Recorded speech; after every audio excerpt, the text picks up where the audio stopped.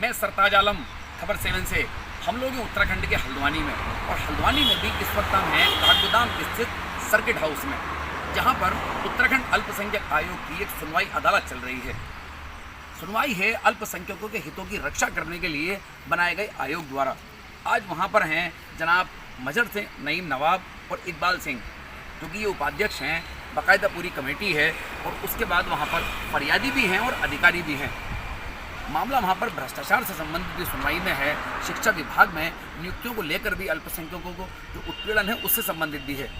हल्द्वानी में रेलवे बनाम आवाम की ज़मीन का मामला बहुत बड़ा है, आज वो भी सुनवाई में है। तकरीबन 50 से 60 हज़ार लोग उससे प्रभावित हैं, चाहे अस्पतालों से संबंधित हो, चाहे पुलिस से। अल्पसंख्यकों को उत्पीड़न से संबंधित कई मामले आज सुनवाई में हैं, तकरीबन 35 मामले हैं। आइए जानते हैं कि वहाँ किस तरह से सुनवाई हो रही है, और मजहर नईम नवाब साहब उसमें किस तरह की जांच पड़ताल के बाद उसमें आख्या ले रहे हैं और तमाम चीज़ों को जानने की कोशिश कर रहे हैं। तो आइए अंदर चलते हैं कि किस तरह का आज अल्पसंख्यक आयोग जो है वो हितों की रक्षा करने के लिए आखिर किस तरह की सुनवाई कर रहा है, किस तरह सुनवाई होती है, ये सब जानेंगे। और जानने की ये भी कोशिश करेंगे कि अधिकारी वहाँ पर किस तरह उपस्थित हैं, किस तरह अनुपस्थित हैं। अगर उपस्थित होते हैं तो आयोग किस तरह उनको सुनवाई पर लेता है, किस तरह उनको निर्देशित करता है, और अनुपस्थित होते हैं तो आखिर अनुपस्थित होने पर उनको किस तरह का निर्देश दिए जाते हैं, उन पर किस तरह पर सख्त कार्रवाई की जाती है। तो आइए चलते हैं, जानते हैं।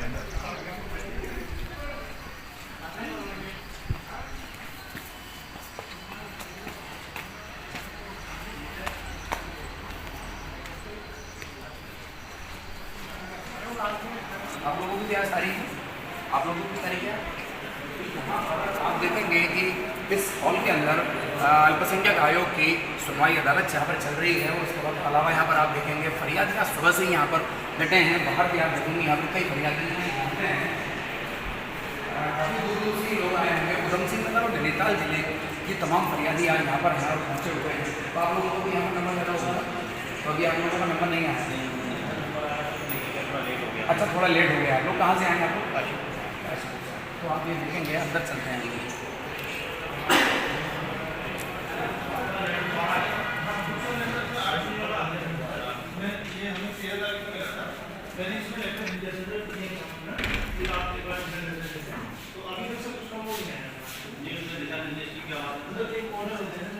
आप जाके व्यक्तिगत ये पैसा जो है आपका पैसा आप जितने दिन रखोगे उसका इंटरेस्ट पड़ेगा आपको। आप मुझे बताइए, आप क्यों कल को क्या नाम है कोई अननेसेसरी कोई परेशानी आ जाए तो कौन जिम्मेदार हो? छोटी रकम नहीं है ना, लाख 2 लाख रुपए आप क्यों रिस्क ले रहे हैं? आपको तो हमने कह दिया तो तुरंत जो है आप उनसे व्यक्तिगत मिलोगे या आयोग का आदेश था, मैं नहीं रख सकता अपने पास। सर, जिसका पैसा है, जो पैसा जमा हुआ है, वो पार्टी कोर्ट में जाएगी। अरे वो चीज है, सर इसमें जो आखिरी जो प्रकरण चल रहा है, जो नियम साहब ने इसमें समझा किया था, वो जब तो इसमें माननीय उत्तराखंड वक्फ न्यायाधिकरण में इसे प्रकरण चल रहा है। नहीं, वो प्रकरण चल रहा वहाँ से पैसा से चुकी है सर, तो उसके क्रम में मेरी बात सुनो। जो रिकवरी है, रिकवरी जब आर्ची कटी तो आपको वसूली के लिए दिया गया, पैसा रखने के लिए थोड़ी दिया गया आपको। पुनः इसकी प्रश्न करके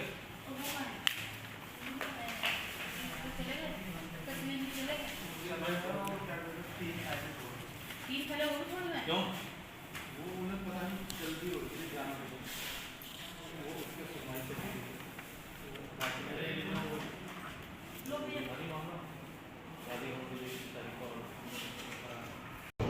कमिश्नर के आदेश के टीम गठित हुई थी।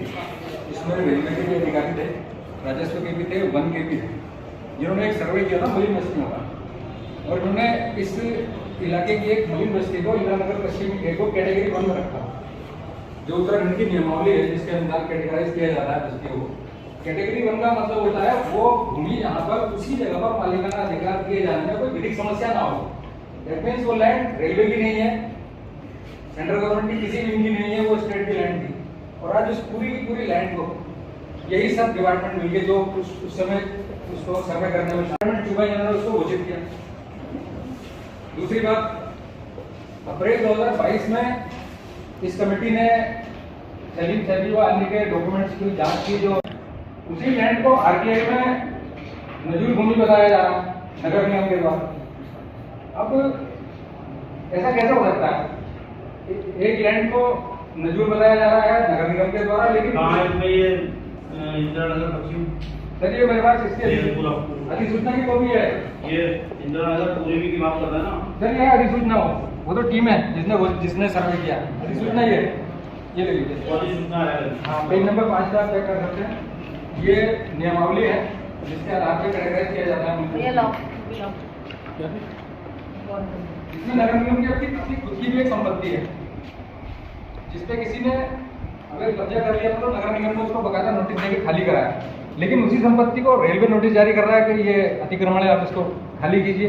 तो उस नोटिस का संज्ञान के साथ या तो यह अभिलेख झूठा है या फिर वो अभिलेख झूठा है कि नगर निगम किसी एक आम आदमी को नोटिस जारी कर रहा है कि हमारी संपत्ति खाली कीजिए। और इस कमेटी में जब ये सारे अभिलेख प्रस्तुत किए गए हैं उससे ठीक महीना भर पहले नगर आयुक्त द्वारा कुमाऊं आयुक्त को बकायदा लिखा गया है कि नगर निगम की वह संपत्ति नजूल भूमि पर निर्मित है, लेकिन क्योंकि मामला न्यायालय में लंबित है इसलिए कोई कार्रवाई नहीं की जा सकती। और जबकि इनका दायित्व बनता है कि उस संपत्ति को जारी रेलवे के नोटिस का जवाब सक्षम न्यायालय के समक्ष दें, लेकिन बार बार रिक्वेस्ट करने के बाद भी अपनी संपत्ति को बचाने के लिए भी न्यायालय के समक्ष नहीं आ रहे। चलो ठीक है, और कुछ?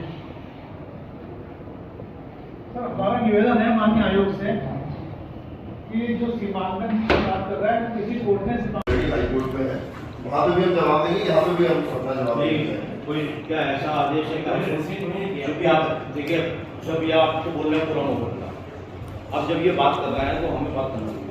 अब बताइए, तो मैं कह रहा हूँ एक तो पहले वाला भी बताइए, कोई हाई कोर्ट का ऐसा डायरेक्शन है कि हम नहीं सुन सकते? नहीं, मैं नहीं कह रहा था, मैं ये कह अगर ऐसा रहा है तो हूँ आप दे दीजिए, हम इसको बंद कर सर देंगे। ये लिस्टेड नहीं था, ये कहना है मेरा कि ये मैटर यहाँ पे लिस्टेड नहीं था, ये इसलिए बार उसमें बार दस्तावेज यहाँ मेरे पास नहीं है। बार बार नगर निगम अपने 50 पत्रों में बार बार एक ही जवाब देती है और हमें ये दिखाती है कि हाई कोर्ट का आदेश है, इस पर टिप्पणी करना उचित नहीं होगा। तो ये हमें समझा रहे हैं, आप हमें डायरेक्शन दे रहे हैं। सर हमारी आप लिख के दे दीजिए, हलफनामा दे दीजिए कि हाई कोर्ट में ये पेंडिंग है और हाई कोर्ट सुनेगा इसे, आप नहीं सुन सकते, हमें एफिडेविट दे दीजिए, अभी हम खत्म कर देते हैं। सर इसमें हम आपका डायरेक्शन नहीं मान लेते हैं। कम्युनिकेशन गैप हो रहा है सर हमारा। कम्युनिकेशन गैप नहीं है, ये आप बार बार ये बिल उठाते हैं और अपनी हर जांच में इसका जिक्र करते हैं।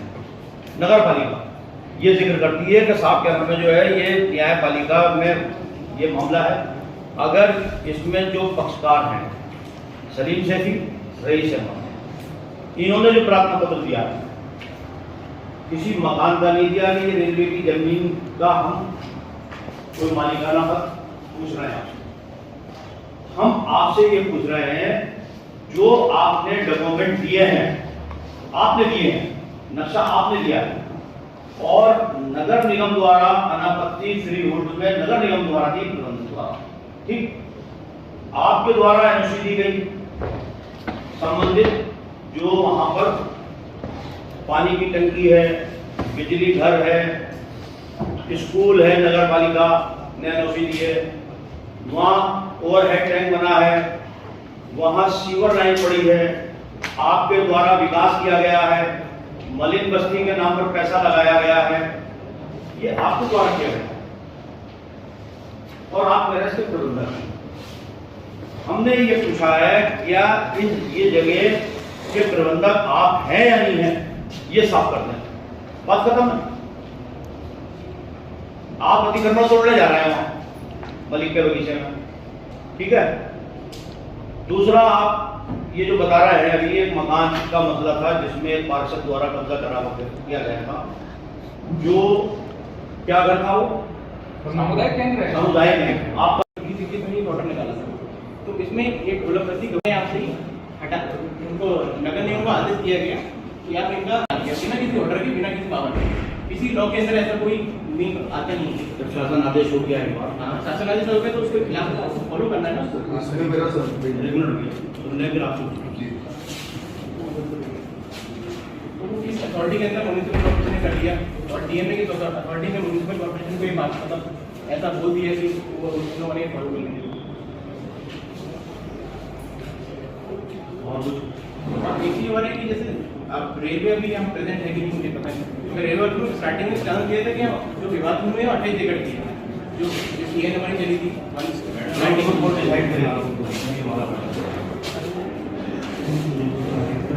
जमीन वाला मैटर जो है कोर्ट डिसाइड करेगी, तो मेरा ये पॉइंट है। कौन सा मतलब नहीं है। सर, इसकी जो है थोड़ी बहुत जानकारी मैं जरा माननीय आयोग के सामने बताना चाहता हूँ।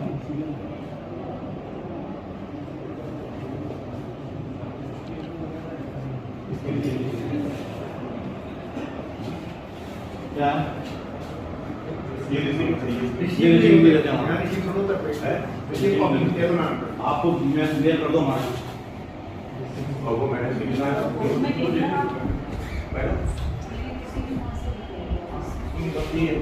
हमने जो दिमाग खोलने की जगह हुए हैं वो आप सब कह रहे हैं 300 की मतलब ये हमारा ये हम आपकी आप भाई करना है तो ऑफिस में जाकर बात बात होते हैं ना करो। इनके ऑफिस में करना है, दूसरी सुनवाई कर रही। और दुकान का मालिक बोलेगा साहब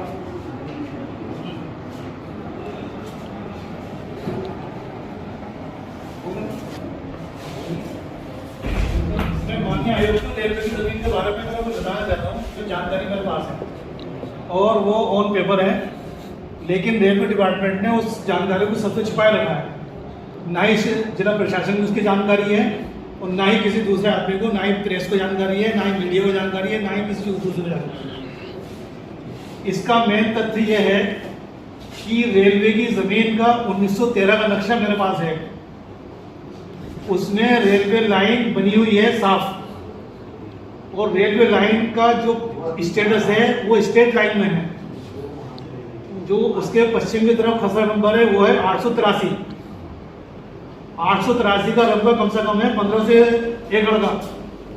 उस 1500 एकड़ में रेलवे डिपार्टमेंट ने कितनी जमीन एक्वायर की है, उसका नक्शा क्या है, ये रेलवे ने आज तक किसी को नहीं दिया। वो एक और जानकारी बता दो सरकार, सब लोग बैठे हुए यहाँ पर, कि ये रेलवे लाइन एक आप बीच में नहीं बोलेगा बीच में आए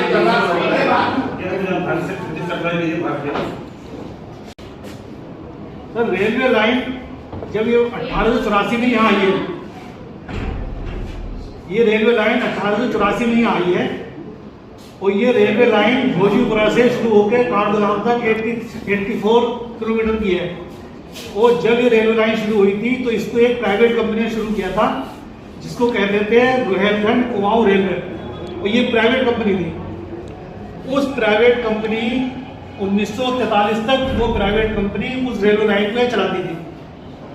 तो 1913 के नक्शे में वो रेलवे लाइन पूरी स्ट्रेट लाइन सीधी लाइन आती है, टेढ़ी मेढ़ी नहीं है, कर्विंग लाइन में नहीं है, जो 1960 के नक्शे में रेवेन्यू रिकॉर्ड में है वो दिखाया गया है। 1943 के बाद इस रेलवे लाइन का स्टेटस बदला है और वो 1960 के नक्शे में बिल्कुल उसका स्टेटस बदल गया है। तो जो प्राइवेट कंपनी थी 1884 की कंपनी थी, वो कंपनी 1943 में 1 जनवरी 1943 को इंडियन रेलवे में मर्ज हुई। इंडियन गवर्नमेंट ने उस प्राइवेट कंपनी को एक्वायर किया तो फिर वो कहलाई, उसका नाम फिर चेंज हो गया, इंडियन रेलवे में आई है। यानी कि 1943 से पहले ये रेलवे लाइन प्राइवेट कंपनी थी, वो 1943 के बाद ये प्राइवेट सरकार में आई है, सरकारी आई है। तो 1943 के बाद अगर पोजीशन बदली है तो रेलवे को अपना वो एक्वायर जो उसने लैंड एक्वायर करी है, किसे कितना दिया है, वो नक्शा लेना दिखाना चाहिए था। आज तक इन्होंने कहीं नहीं दिखाया है और कोई इन्होंने वो नहीं किया है, कहीं से नहीं किया है, कोई रिकॉर्ड नहीं है। उसके बाद अब आइए, इन्होंने एक खसरा नंबर जो इंदिरा नगर से बसा हुआ है वो खसरा नंबर है 871, मेरे पास ऑन रिकॉर्ड है, और 1960 का ही रिकॉर्ड है। वो 871 खसरा नंबर का 2 पार्ट में है, 871 आ और 871 बा। 871 आ का जो रकबा है वो है 28 बीघा 6 बिस्वा, जो कि रेलवे का दिखाया गया उसमें। और उसके बाद 6 बीघा 8-10 बिस्वा जो जमीन है वो नजूर की दिखाई गई है और रेलवे डिपार्टमेंट ने पूरे एरिया नाप दिया। तो सर डिमांड तो होगा ही नहीं है। वो जो 1960 में पेपर है उसी के हिसाब से डिमार्केशन नहीं हुआ। आपने लेके क्योंकि वहाँ अल्पसंख्यक समुदाय के लोग हैं, सबको लेके एकदम से एक तरह से नाप दिया। पहले तो उसका ये होता कि जो 28 बीघा जमीन उनकी है, रेलवे की है, वो पहले अपनी चिन्हित करते कहाँ पर है। वो जो 871 आ नंबर है, वो 871 बा नंबर जो है वो नजूल है, उसकी केवट नंबर 3-2 है, वो नजूल की है, और केवट नंबर 3 जो है वो रेलवे की है। तो रेलवे की केवट खसर नंबर 871 में 28 ना ही उसको ये देखा कि चिन्हित ये है कहाँ। और ये कम से कम 1.5 किलोमीटर की लाइन है, वहाँ से वो जारी के उससे शुरू होती है लाइन से, और यहाँ तक आती है। ये जो आपका ये पारा गया वो ये चौथे रोड, तो ये 28 एकड़ जमीन कहाँ है। तो इन्होंने इन्होंने सबको नाप दिया। 131 बीघा जमीन उन्होंने अपने नाम दी रेलवे में। इसका कहीं कोई इन्होंने ना ही बोर्ड है ना ही कुछ है। दूसरा इनका एक खसर नंबर है 697, खसर नंबर 697 में मात्र इनकी 100 बीघा जमीन है। आप 697 में आप इन्होंने जो है पूरा 10 बीघे पूरा घेरना, तो सीमांकन तो हुआ ही नहीं है। नगर निगम वाले अलग हट के बैठ गए, ऐसा हमसे कोई मतलब नहीं है। जो नजूल लैंड है उनकी उसमें लिखी हुई है, उनकी केवट में है, केवट नंबर 2 में है, तो ये अपने सीमांकन करेंगे नजूल वाले, नगर निगम करेगा। लेकिन कोई इसमें करने तैयार नहीं है, क्योंकि वहां पर अल्पसंख्यक समुदाय के लोग हैं, बस उन्हें किसी तरह से पॉलिटिकल प्रेशर में उन्हें हटाना है। मैं पूरे सबके साथ में रहा हूँ, मेरे पास रिकॉर्ड है। अगर मुझे पता होता तो मैं वो रिकॉर्ड बनने के आयोग के सामने रखता पूरा लगे। और 1960 के ही नक्शे हैं, लेकिन 1960 के नक्शे में हमारे किसी अधिकारी ने देखने की जहमत नहीं करी, ना ही उस पर कोई सीमांकन करा, ना ही उसको देखने की कोशिश करी कि इसमें क्या कमी है, क्या इसमें इसका सीमांकन होना है, इस तरह से इसका सीमांकन होना है। जो रेलवे ने कह दिया बस वो सही हो गया, और जो रेलवे का कोई कागज नहीं है, रेलवे का कुछ नहीं है, सिर्फ उन्होंने रेवेन्यू रिपोर्ट में लिख दिया। और हुजूर मैं पूरे कॉन्फिडेंस के साथ, पूरी जिम्मेदारी के साथ ही मैं कहना चाहता हूँ कि रेवेन्यू रिपोर्ट की एंट्रीज कभी फाइनल नहीं है। सुप्रीम कोर्ट है कि रेवेन्यू रिपोर्ट की एंट्रीज पर अगर कोई विवाद होगा तो उसके मालिक को अपना ओनरशिप साबित करना पड़ेगा। तो यहाँ पर विवाद ओनरशिप का है, आपका सीमांकन नहीं किया रेलवे ने, तो रेलवे बताएगा, कागज लाए, नोटिफिकेशन लाए, ये भाई हमारी इतनी जमीन है। वो 871 में बता दी कि उनके 28 बीघा जमीन कितनी में किधर हुए हो। आपने रेलवे लाइन से 45 फीट पश्चिम में नाप दिया, अब उसी को जोड़ने कितना आएंगे, कितना हो गया। तो मैं रईस अहमद की तरफ से होगा। इसमें आर्गूमेंट का जो मेन विषय है, मेरा माननीय आयोग से निवेदन कि जो मेन आर्गूमेंट है उसका जो विषय है वो ये है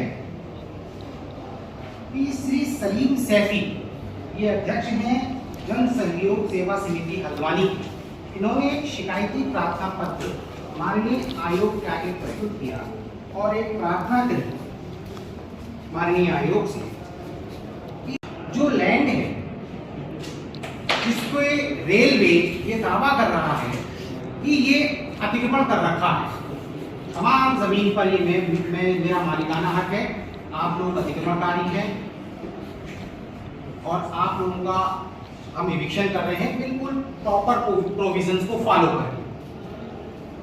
तो ये सलीम सैफी जो है अध्यक्ष जी हैं, इन्होंने माननीय आयोग को एप्लीकेशन दिया, माननीय आयोग ने डायरेक्शन दिया नैनीताल के डीएम साहब को कि भैया ये शिकायती प्रार्थना पत्र आया है, इसकी जरा जांच कीजिए, इस जमीन की प्रकृति की नेचर की जांच कीजिए। हुजूर एक लेटर उन्होंने लिखा है जिलाधिकारी नैनीताल जी ने 16 अप्रैल 2022 को, मैं उसका अवलोकन थोड़ा सा अगर ध्यान दें तो समझ में आएगा। इसमें जिलाधिकारी नैनीताल जी लिख रहे हैं सेवा में सचिव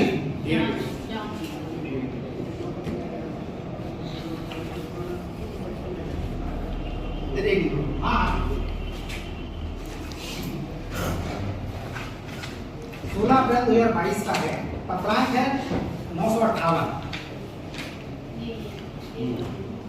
इसमें जिलाधिकारी नैनीताल महोदय जी 958 जी 2022 16 अप्रैल 2022।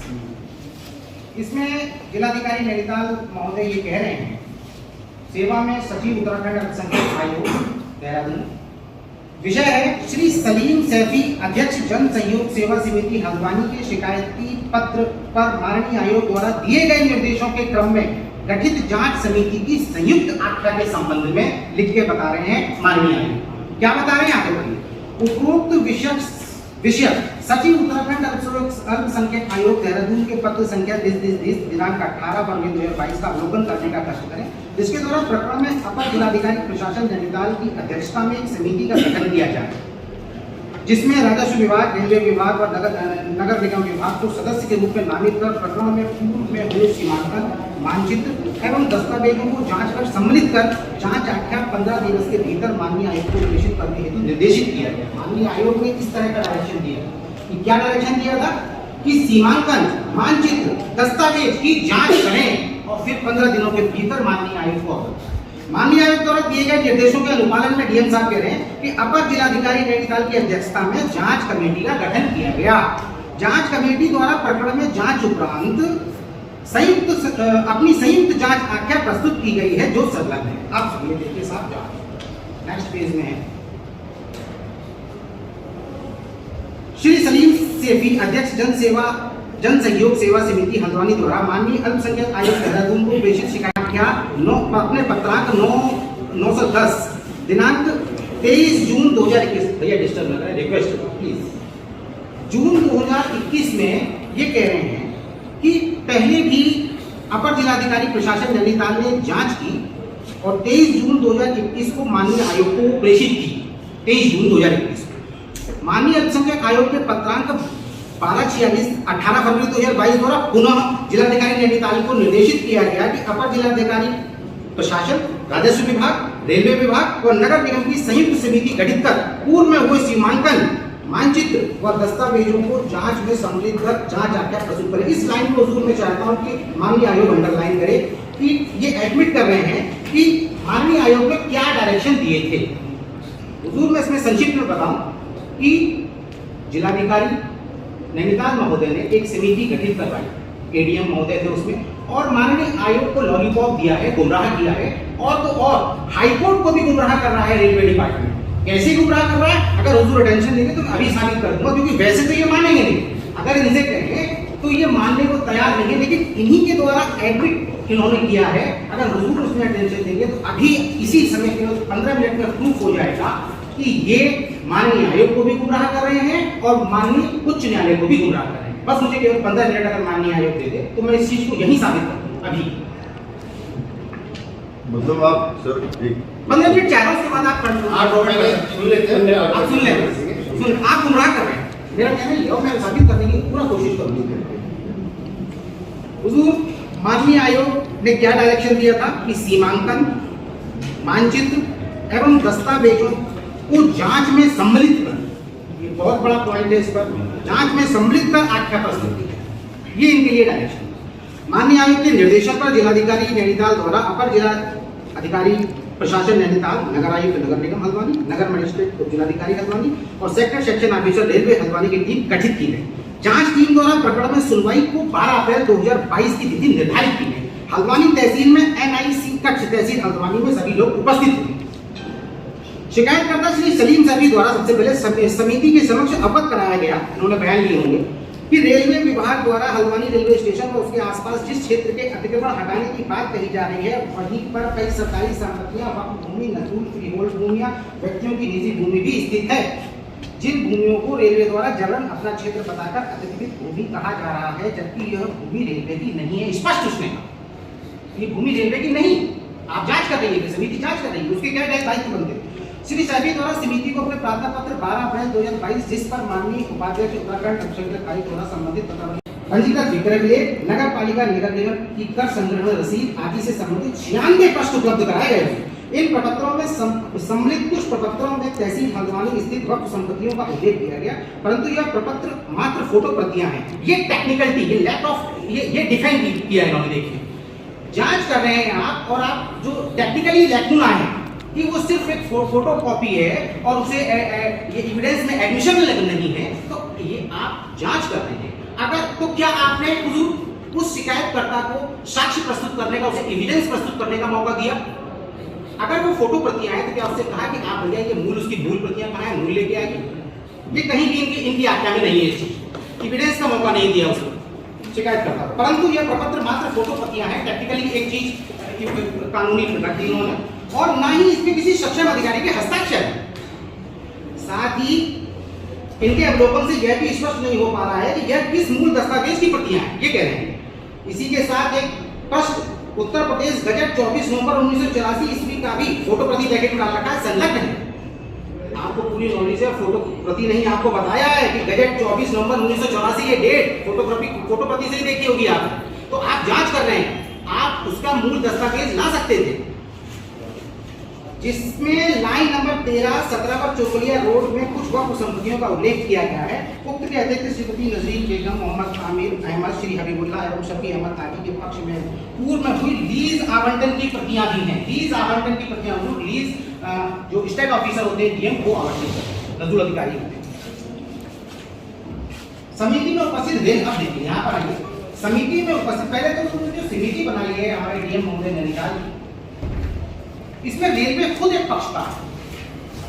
जब रेलवे खुद पक्षकार है, अपोजिट पार्टी है, तो पहले तो समिति में उसको मेंबरशिप क्यों दी?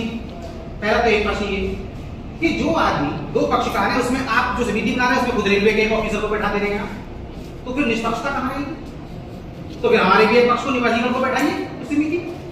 मेरा अपना एक बेयकीनी समझ है साहब कि निष्पक्षता ऐसे नहीं हो सकती। समिति में उपस्थित रेलवे विभाग के प्रतिनिधि से इस पर, अब देखिए समिति में उपस्थित रेलवे विभाग के प्रतिनिधि से इस पर उनका पक्ष जाना गया, वो समिति में अपॉइंट है वो मेंबर, तो उनके द्वारा अवगत कराया गया कि रेलवे भूमि पर अतिक्रमण के संबंध में माननीय उच्च न्यायालय नैनीताल में जनहित याचिका 178/2013 और 30/2022 योजित थी, जिसमें से जनहित याचिका 30/2022 अभी विचाराधीन है। माननीय उच्च न्यायालय द्वारा पूर्व में निर्देशित किया गया था कि रेलवे अपनी भूमि का सर्वे सीमांकन करे तथा अतिक्रमित क्षेत्र में रह रहे लोगों के विरुद्ध पीटी एक्ट में चलानों का निस्तारण करते हुए अतिक्रमण हटाना सुनिश्चित करे। यानी ये 178/2013 में जो ये पीआईएल पड़ी है, हुजूर पहले तो मैं थोड़ा सा ये नॉलेज दे दूं कि इस पीआईएल में 178/2013 में कहीं भी इंक्रोचमेंट के इविक्शन का कोई भी प्रेयर नहीं। अगर टेक्निकल पे जाए तो इस पॉइंट पर इंक्रोचमेंट हो गया है, उसे इविक्ट कर दिया जाए। सो फोटो माननीय हाई कोर्ट ने क्या थी, प्रॉपर प्रोविजन का फॉलो करते हुए यदि आप पाया जाए कि रेलवे की लैंड में इंक्रोचमेंट है, तो उस पर पब्लिक ये provision of public premises act के प्रोविजन को फॉलो करते हुए नोटिस ग्रांट करते हुए उनका इविक्शन किया जाए। और इसके लिए सबसे पहले क्या जरूरी है? सीमांकन, सर्वे, डिमार्केशन। हो सकता है इस पर पब्लिक ना करने दे, सीमांकन ना करने दे, डिमार्केशन ना करने दे, तो माननीय हाई कोर्ट ने एसएसपी नैनीताल को ये डायरेक्शन दिया, डीएम नैनीताल को ये डायरेक्शन दिया कि आप फोर्स उपलब्ध कराइए रेलवे एडमिनिस्ट्रेशन को, और उनकी उपस्थिति में ये अपने सारे लीगल प्रोसीडिंग्स हैं उनको फॉलो करें। इसलिए उन्होंने कहा था। अब देखिए, और ये कब कहा था?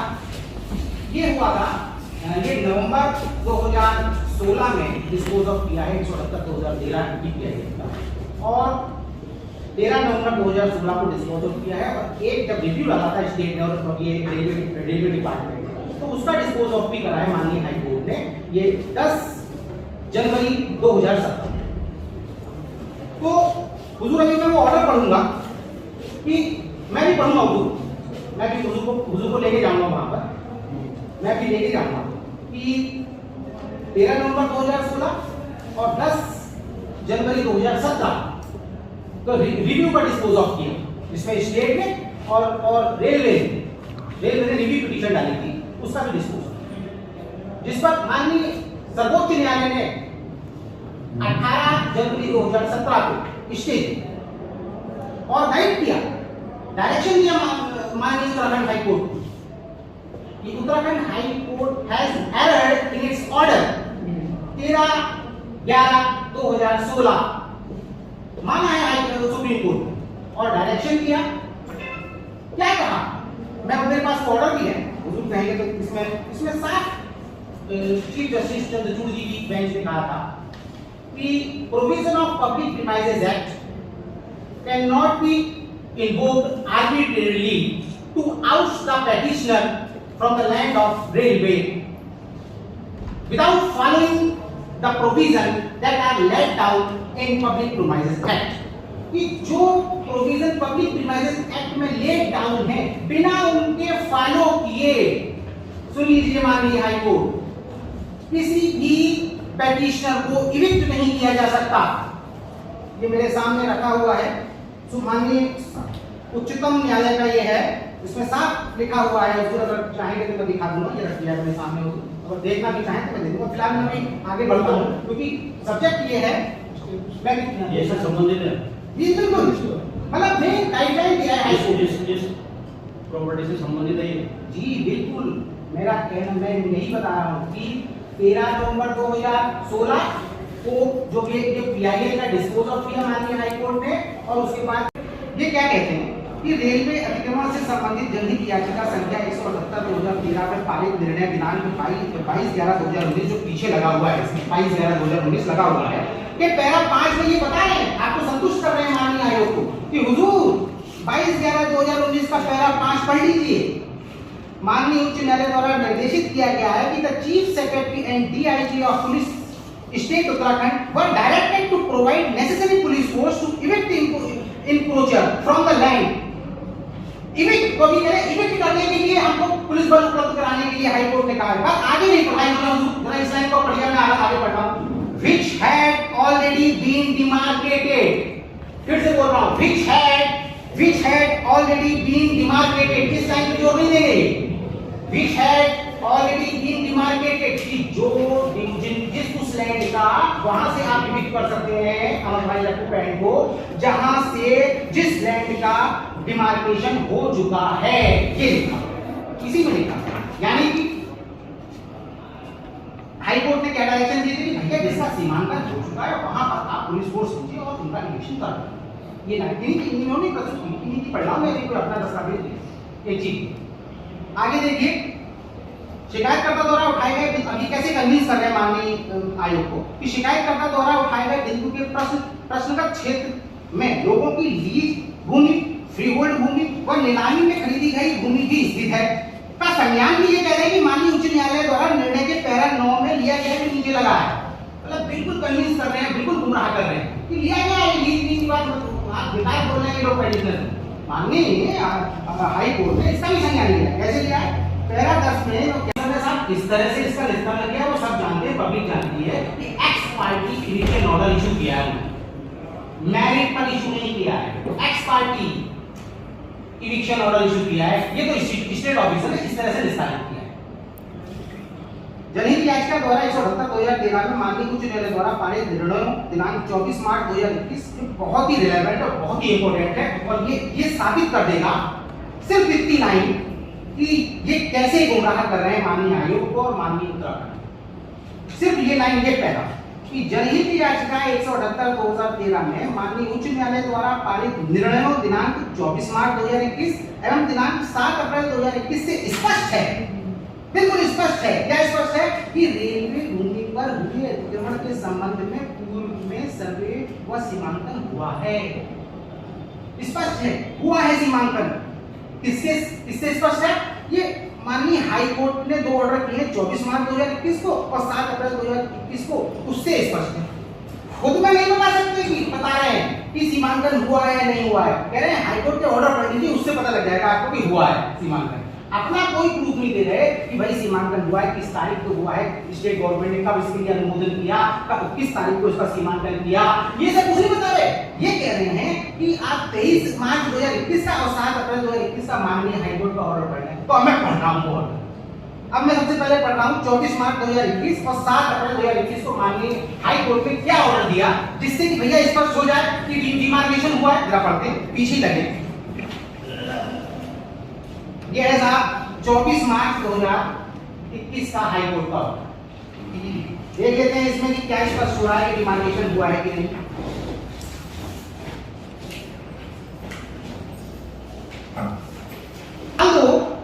On an earlier occasion, an impression was created that क्या impression create हुआ था that the subject land was neither surveyed nor demarcated। ऐसा इम्प्रेशन क्रिएट हुआ था। Mister Hari Mohan Bhatia, the learned advocate commissioner, informs this court that in 2017 the subject land was served by both the railway and the revenue department। यानी कि 2017 में पहले तो ये आया कि भैया सर्वे 17 the subject land was surveyed by both, किनके द्वारा, रेलवे के द्वारा और रेवेन्यू डिपार्टमेंट के द्वारा सर्वे हुआ, ये कह रहे हैं कमिश्नर कह रहे हैं। However, according to him, while the subject land was surveyed, it was never demarcated। आगे ये कह रहे हैं कि however, हालांकि अकॉर्डिंग टू हिम उन्होंने ये कहा था कि while the subject land was served, जो सब्जेक्ट लैंड है उसका सर्वे तो हुआ है, पर इट वाज नेवर डिमार्केटेड, इसका कोई डिमार्केशन सीमांकन कभी नहीं हुआ। ये कमिश्नर साहब का एक, लेकिन ये जस्टिस है इसलिए मैं समय ले रहा हूँ, ये तो बात अधूरी रह जाएगी। तो ये इनका ये पढ़ लें कि मामला अगर हाईकोर्ट और न्यायालयों में विचाराधीन है और इनका कहना है कि हम सीमांकन कर चुके हैं, तो ये हाईकोर्ट का एक ऑर्डर है 178। मैं पहला स्पष्ट है कि 178 2013 का डिस्पोज ऑफ किया माननीय हाईकोर्ट ने, इसमें कहीं भी प्रेयर नहीं है एनक्रोचमेंट और इविक्शन। वो पहला para from time to time eventually the writ petition was disposed of by order dated 9/11/2016 wherein the division bench observed that it was brought to their notice that the area measuring 1,14,000 square meter had been encroached upon by the unscrupulous persons। इनके knowledge में आया है सोमो the land encroached upon was around 29 acres। Learned Council for the Railway had assured the court on 4 January 2016। Hazur date बड़ी value रखती है यहाँ पे, हुजूर डेट पर ध्यान दें कि Learned Council for the Railway had assured the court on 4 जनवरी 2016, 16वें वर्ष की जनवरी को ये एश्योर्ड कर रहे हैं कोर्ट को, क्या एश्योर्ड कर रहे हैं, that the necessary steps would be taken for removal of the encroachment in accordance with law। जनवरी 2016 को कोर्ट को ये एश्योर्ड कर रहे हैं कि हुजूर necessary steps would be taken for removal of encroachment। हुजूर ये देखेंगे आप जनवरी 2016 हो गए, मैं कभी डेट से साबित होगा हुजूर in accordance with law, और लॉ के अकॉर्डिंग होगा। लेकिन हम the government leader had undertaken to render necessary assistance, और जो गवर्नमेंट के लीडर थे had undertaken to render necessary assistance as per law to facilitate the removal of encroachment। And till 4 January 2016 no concrete steps were taken। करके दे दीजिए कि इसके मालिक ये हैं या वो हैं। हम जो पत्रावली आपने जारी की, हम उसको प्रूफ करना चाहते हैं कि ये पत्रावली आपके द्वारा जारी की गई नजूल भूमि पर या नहीं की गई। हमें तो ये जवाब दे दीजिए बस। भाई ये बात बताइए, शासन आदेश कोई होता है सरकार का, उस शासन आदेश को क्या आप या जिलाधिकारी खत्म कर सकते हैं? आपने तो उसको भी खत्म कर दिया। मलिन बस्ती का 20 निरीक्षण के सर्वे का माना डीएम साहब ने क्या गलत किया ना हो। एक बात यह है कि जब शासन आदेश है और शासन आदेश को हमने आपको दिया, जो हमने आपको एक समिति द्वारा हमारे पास सामने प्रस्तुत किया गया कि ये इतनी बस्तियां जो हैं ये मलिन बस्तियों में घोषित की गई, बेनिफिट दिए गए। हमने आपसे पूछा ठीक, क्या ये मलिन बस्ती में आपके जो पूर्व में ईओ रहे होंगे या अधिशासी अधिकारी रहे होंगे, उन्होंने उसमें सदस्य साइन किए हैं, अनापत्ति दी है? क्या या आपने रेलवे की भूमि पे किया था? आप लिख के दे दीजिए कि रेलवे की भूमि थी वो और हमने उसको मलिन बस्ती घोषित कर दिया था। निगम की तरफ से जितने भी पत्राचार हुए हैं माननीय आयोग आपको हमने आपको 6 कागज दिए। एक मिनट सुनिए, इन्होंने क्या दिया? फोटो स्टेट दी या कुछ दी। यहाँ से जो पत्रावली गई क्या वो प्रमाणित नहीं है जांच में शामिल करने के लिए? आप बताइए। यहाँ से जो इन्होंने आपको सड़क को कुछ भी दिया या बयानों के दौरान दिया, हम उस पत्रावली पर नहीं जा रहे। जो आयोग से पत्रावली गई है जांच के लिए, क्या वो प्रमाणित नहीं है? प्रमाणित है, तो आप उसे क्यों लिख रहे हैं कि प्रमाणित नहीं है? इसलिए हम उसकी जांच नहीं कर सकते, उसका मूल्यांकन नहीं कर सकते। किस अधिकार से कर रहे हैं आप? ये तो आप आयोग की तौहीन कर रहे हैं। फिर जब आपने अनापत्ति प्रमाण पत्र फ्री होल्ड में दिया है और जिला अधिकारी महोदय ने उसका पैसा लिया, फ्री होल्ड किया, तो वो क्या रेलवे की भूमि में आपने पैसा ले लिया? ये तो फ्रॉड हो गया, इसमें तो मुकदमा कायम होना चाहिए 420 का और 467 का।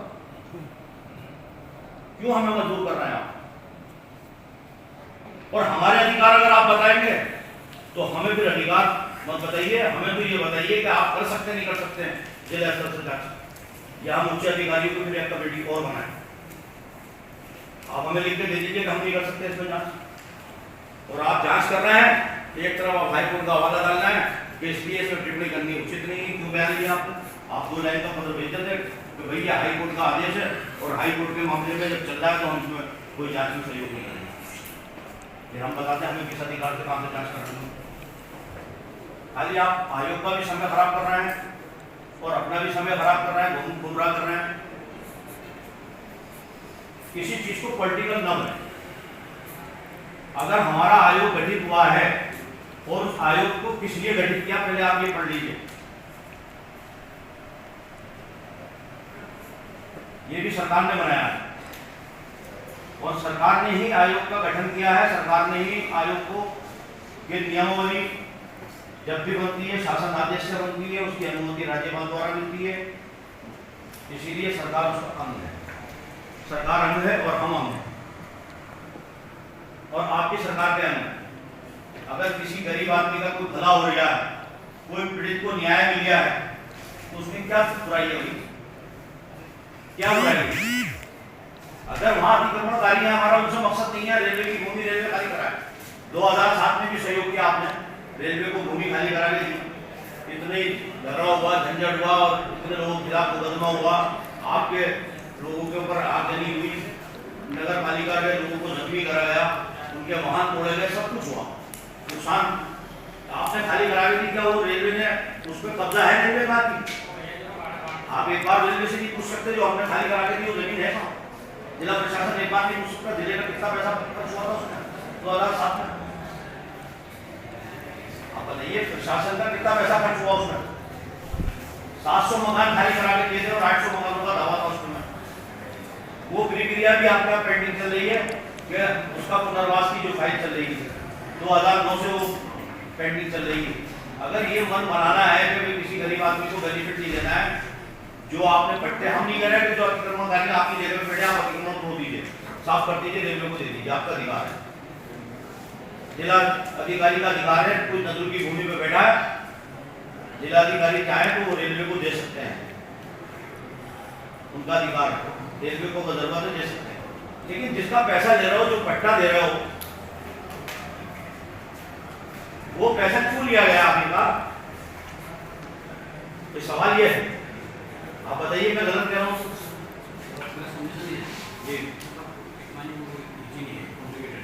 रेवेन्यू रिकॉर्ड में वो एरिया पूरा रेडियो, हमारा जो रेवेन्यू रिकॉर्ड है उसमें रेडियो चला हुआ है, और आपके नगर निगम में मजदूर पूरा जो ये चीजें सीमांकन में तो नहीं सही। आपको सीमांकन हुआ है, सीमांकन हुआ तो काफी रिपोर्ट की बात आप कर रहे हैं, तो वो रिपोर्ट कहाँ है? रिपोर्ट सबमिट कर देंगे क्योंकि उसमें पूरे उसके हमारे खतौनी में नक्शे में सारा वो रेवेन्यू लैंड है, एक सीधा सीमांकन हुआ जिसकी वो आप कह रहे हैं। आप बताइए जब बताइए वो चीज रिपोर्ट है आप एक बात सुनिए ना, हमें 2 लाइनें लिख के दे दीजिए, आप मत करिए सीमांकन की रिपोर्ट समाज और आप ये लिख दीजिए हमारे खातों में, हमारे रिकॉर्ड में ये राजस्व विभाग की जमीन है, बस ये आप लिख करके दे दीजिए ना, जो कमेटी है वो लिख करके दे दें, 2 लाइनें लिख करके दे दें कि राजस्व विभाग की जमीन में है, हमारे रिकॉर्ड में ये है, रेलवे के रिकॉर्ड में ये है, ये कोर्ट तय कर देंगे, हम खुद तय कर रहे हैं, यही है।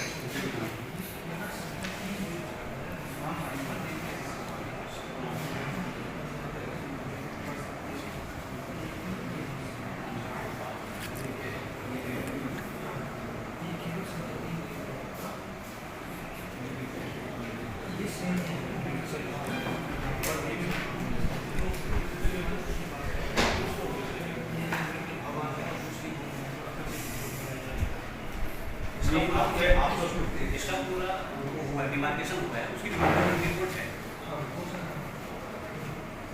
रेलवे विभाग का कंप्लेंट कौन सा है? ये तो हमारे पास है। अब इसमें जो नजूल है कहाँ है? सर नजूल का खर्चा जो है वो कीमत संख्या तो हाँ।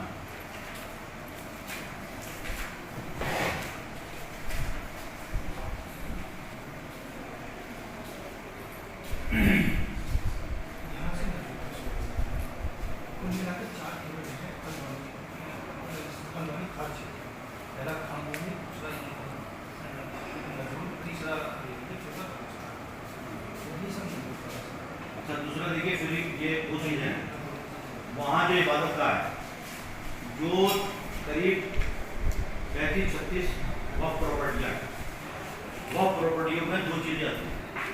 या तो वर्ग एक की भूमि मेरी अपनी पर्सनल है, मैं उसे वक्फ कर सकता हूँ तो एक्ट का नाम। और वो एक्ट भारत सरकार का, उत्तराखंड का सरकार का नहीं वक्फ एक्ट है। और या किस भूमि को कौन सी भूमि वक्फ अगर नजूल है और उसमें 50-60 साल से कब्जा है तो वो भूमि किस आधार पर होगी वक्फ, उसका बाकायदा जिला अधिकारी द्वारा रिपोर्ट मांगी जाएगी नीचे से पटवारी से एसडीएम से।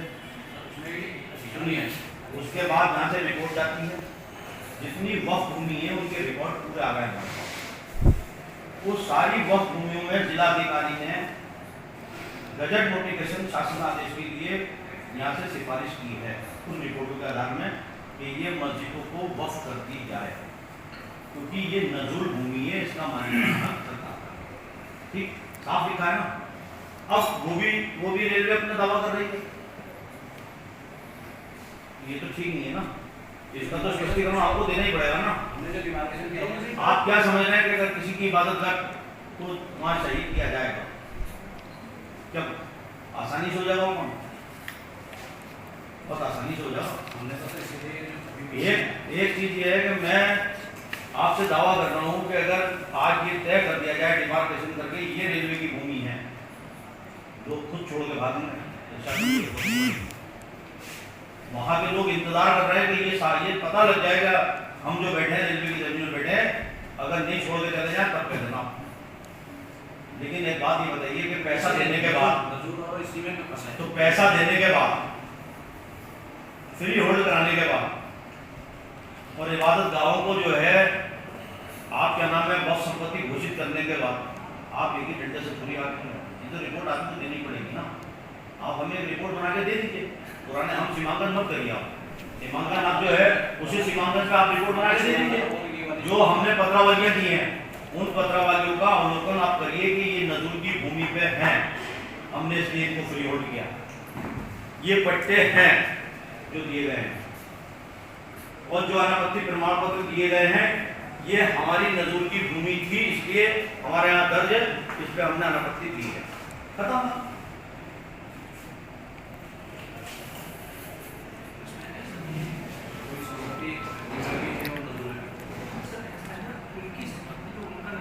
हमारे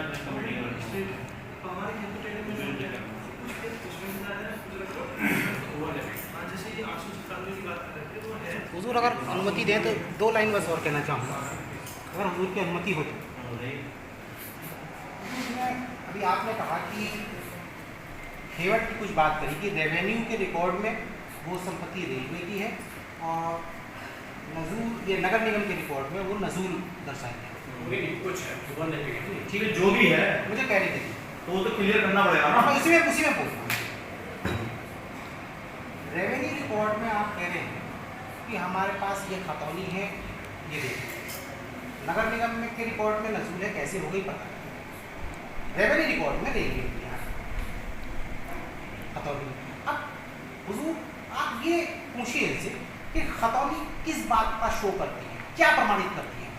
खतौनी किस चीज का प्रमाण? वो तो हमने दे रखी है पत्नी और मैं उसको संक्षेप में बस खतौनी सिर्फ ये प्रमाणित करती है कि फला जिले में, फला नगर में, फला परगना में इस खाते में का ये डाटा है और उसका रकबा है।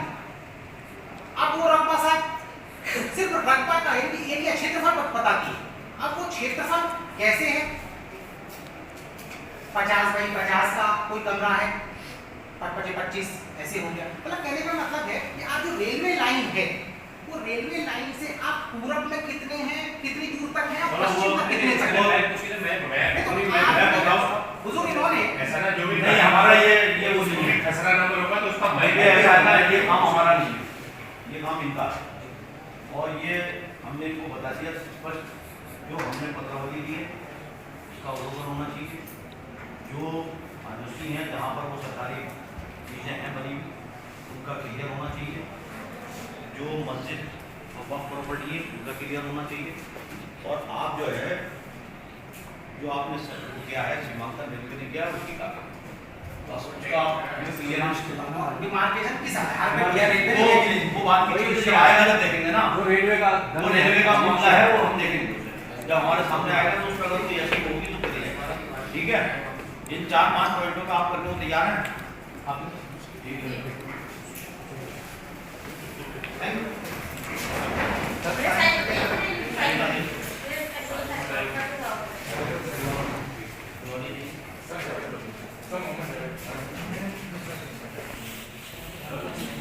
अरे भाई दिन आप मिलके जाना मुझसे दो मिनट। सर मोहम्मद हाँ अभी कितने पर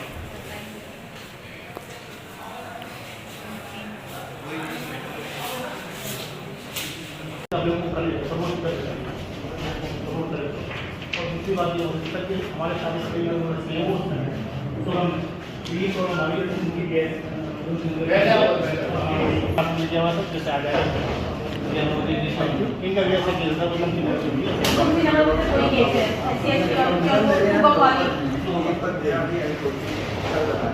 तो हमारा परमिशन मिलेगी तो हमारे नहीं निकालेंगे, क्योंकि जब तक वो डिस्पोज नहीं हो जाता तब तक उसको लेके अगर मेरा शादी हो जाता है कोई कोई रिटायरमेंट में नहीं देते तो हम नौकरी निकालेंगे, अदरवाइज हम एक छोड़ के 8 निकालेंगे, परमिशन नहीं मिलेगी।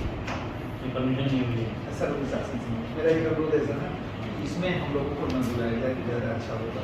बार बार हम यही रिक्वेस्ट करने आते हैं मेरी परमिशन, तो इसमें तो डॉक्टर नहीं हम तो क्यों नहीं बोला नहीं सर, हम क्या करें, हम तो रोज बुलाएंगे आपको आप सर हम तो आएंगे अभी घर आएंगे यहाँ जाएंगे, इसमें क्या दिक्कत है भाई? नहीं दिक्कत है सर, आप भला कर रहे हो लोगों का, हम भी भला कर रहे आप हैं। उस समय वो भी बुलाते हैं। हम इस समय ऐसे प्लान किया है तो कई चीजें हो जाती है ना, मेरा ये आप आदेश तो करिए। लोगों का भला होगा, रोजगार मिलेगा लोगों को। तो क्या करना है इसमें बताइए फिर, कितना समय लग जाएगा? आप इसको वहाँ शासन में जो है दोबारा माननीय आयोग के निर्देशों पर हमारे तरफ से पत्र जाना है, एक पत्र इनकी तरफ से इसको दो शासन में जो है कितने पद में हम लोग बार-बार डायरेक्ट साहब को लगाएं, आप डायरेक्ट साहब को डायरेक्ट करें कि जो इन लोगों ने आपको दिया है इस पर आप सभी काफी हम लोगों को आ जाएगी। काफी आप तो सर हमारे पास लगभग 30 लाख हो जाएंगे वो तो अगली वार्षिक रिपोर्ट में होगा ना, आपने इस साल दी होगी ना जो वार्षिक रिपोर्ट, अभी वो तो अगली नियुक्तियों में आएगा। अगर नहीं पढ़ने वाली होगी नहीं निकलेंगी नियुक्तियाँ।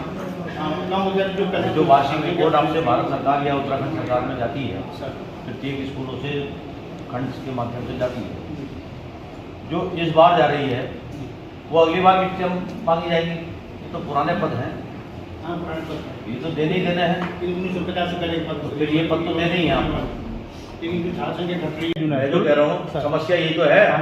जब पिछली बार 2007 में हमने निरीक्षण किया स्कूलों का, तो वहाँ से वार्षिक रिपोर्टें जो आ रही थी वो उर्दू पढ़ने वाले बच्चों की संख्या नहीं थी। ठीक, जब हमने वहाँ निरीक्षण किया स्कूलों का, तो मैं आपको एक स्कूल की खेला में है स्कूल, उसमें 850 बच्चे थे, जिसमें 600 बच्चे सिख समाज के और मुस्लिम समाज के। सिख समाज के बच्चों ने भी हाथ उठाया कि हम उर्दू पढ़ना चाहते हैं, टीचर नहीं है। कितनी नियुक्तियां निकली? 800 लोगों की नियुक्तियां निकली। हमने सारे निरीक्षण किए, अभी समय नहीं मिल पा रहा। निरीक्षण करेंगे तो आपको मिलेंगी नियुक्तियाँ और पढ़ने वाले भी मिलेंगे। जब आप टीचर दोगे तो पढ़ने वाले भी मिलेंगे। बेरोजगारों का भला भी होगा। बस भाई, ये तो उर्दू पढ़ने के लिए कोई मुस्लिम ही थोड़ी है।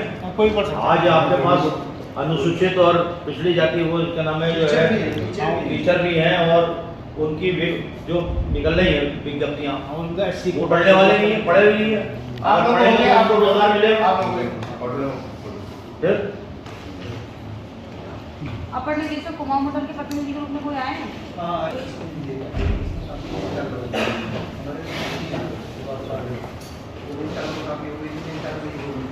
वो ऐसा को पता लगा, तब हमको पता लगा कि इसमें जो है वो आपको मैंने पता कर दिया। आप ये बताओ ये कौन लोग आए हैं? नहीं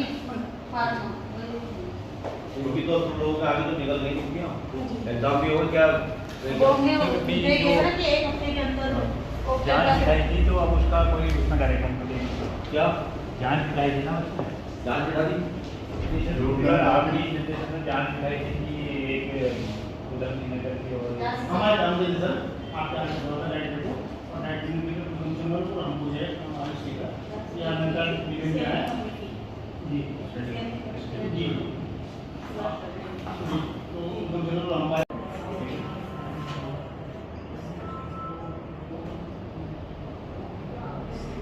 ऐसा है, ये हमने इसलिए कराया जो आप लोगों पे ये पीछे से गलत वो बयानबाजी करते हैं। जी आरोप प्रत्यारोप भी कर रहे हैं।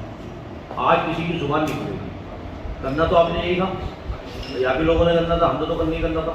जैसे मैं भी पहले से मैं सही कर रहा था, हमें पता है वो चीज़ सारी हमें पता है, लेकिन एकदम से जब नियुक्तियाँ निकलती हैं तो प्रचार गलत होते हैं। उन प्रचारों को भी रोकना था, क्योंकि हम भी शामिल हैं, आप भी शामिल हैं। अब इसमें सर एक इशू भी आ रहा है, जो एप्लीकेशन आपको 103 एप्लीकेशन से ज़्यादातर लोग ओबीसी का पद है एक, और वो भी आपने भी कहा कि जैसे कि आपका वाला मामला डिसाइड नहीं कर सकता, देखेंगे अब तो ये 4 SC की बदल उस SC वाले में इस चीज़ को नहीं मानती तो उससे बड़े शुरू है शिक्षा विभाग। बोर्ड के आदेश का आपने पालन किया, जब परीक्षा में बिठाया तो फिर ये नियुक्ति का अधिकार हो गया। उस परीक्षा में क्या हुआ, रिजल्ट क्या आया, उसकी मेरिट कैसे बनाई आपने? मेरिट तो बनी सर, आप सुनिए, मेरिट बनी तो जिनका पद छोड़ा, आप ये देखिए पहले, उसमें 4 पद। एक मिनट सुनिए, जिस समय इन्होंने एग्जाम दिया कोर्ट की परमिशन, और फिर ये कोर्ट गए, कोर्ट ने डायरेक्शन दिया कि भाई ये दे दे। उधर रूल्स माननीय न्यायालय ने कहा, उधर रूल्स का आप ये तो नियम अपने बना लेते हो, जिसको देनी है उसका नियम बन गया। ये बात गलत है सर, मैं बात करने में गलत हूँ। ये मैंने कहा, बताइए इस पद को आपने रोक के रखा था नहीं रखा था, ये बताइए।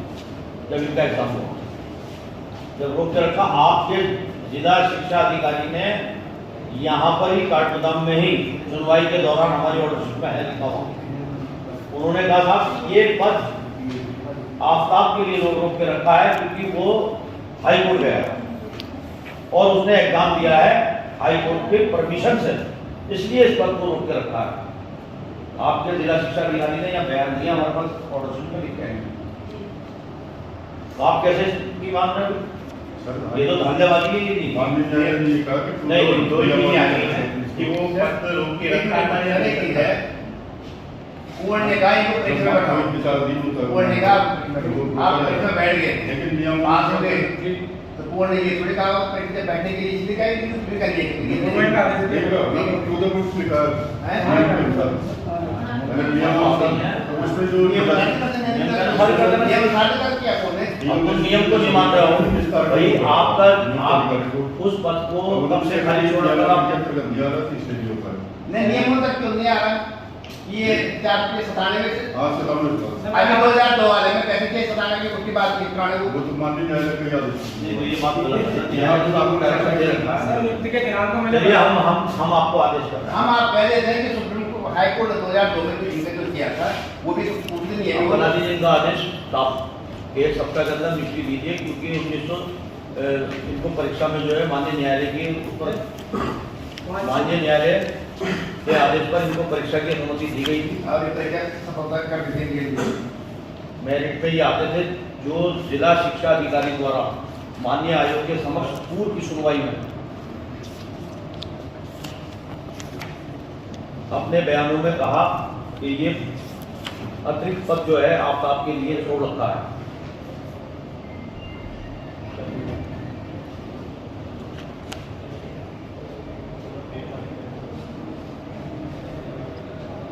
न्यायपालिका द्वारा भी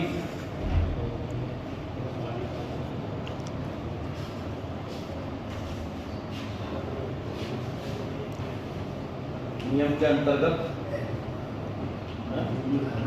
के लिए कहा गया है, इसलिए आयोग पहले एडमिशन ले चुका है वो नियुक्ति का विज्ञप्ति निकली 2004 में, और मैंने 2005 को बता दिया, नियुक्ति हुई 2005 में। उनके जो है ना वो इन्होंने जवाब दिया है, एक बार पढ़ लो उनका जवाब दो। वो चीज आप लोगों ने जो कोड मेंशन किया वो इसमें नहीं कर रखा है। हाईकोर्ट ने कहा, हाईकोर्ट ने इसमें लिखा कि एज पर जो इनको अकॉर्डिंग टू पहले वाले पते नहीं बोलना सर। अरे ये अपना नियम कर बना दे, तुम्हें काम दो उसका जवाब दे दीजिए।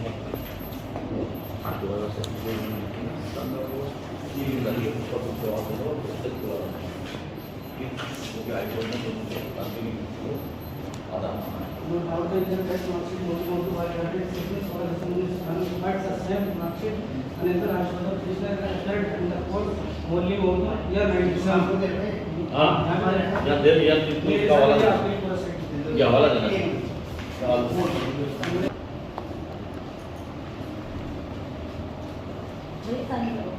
डायरेक्टर साहब को तो ये नीचे वाले जो बताते हैं ना, उसकी समझ में आती है। आप सीनियर आदमी हैं और बुद्धिजीवी आदमी हैं, थोड़ा आप अगर समझा देंगे तो मुझे लगता है कि उनका भला हो जाएगा। मैंने प्रयास तो किया था, प्रयास हो सकता उनके दिमाग में कोई का कोई वो है नहीं, मैं कोर्ट में जो आर्टिकल है वो छोड़ दिया हमने पहले कोर्ट करके छोड़ दिया। जैसे कहीं पर क्या नहीं हम तो नीचे से वही तो गलतियाँ हैं, वही तो गलतियाँ। आपने बयान सुने नहीं,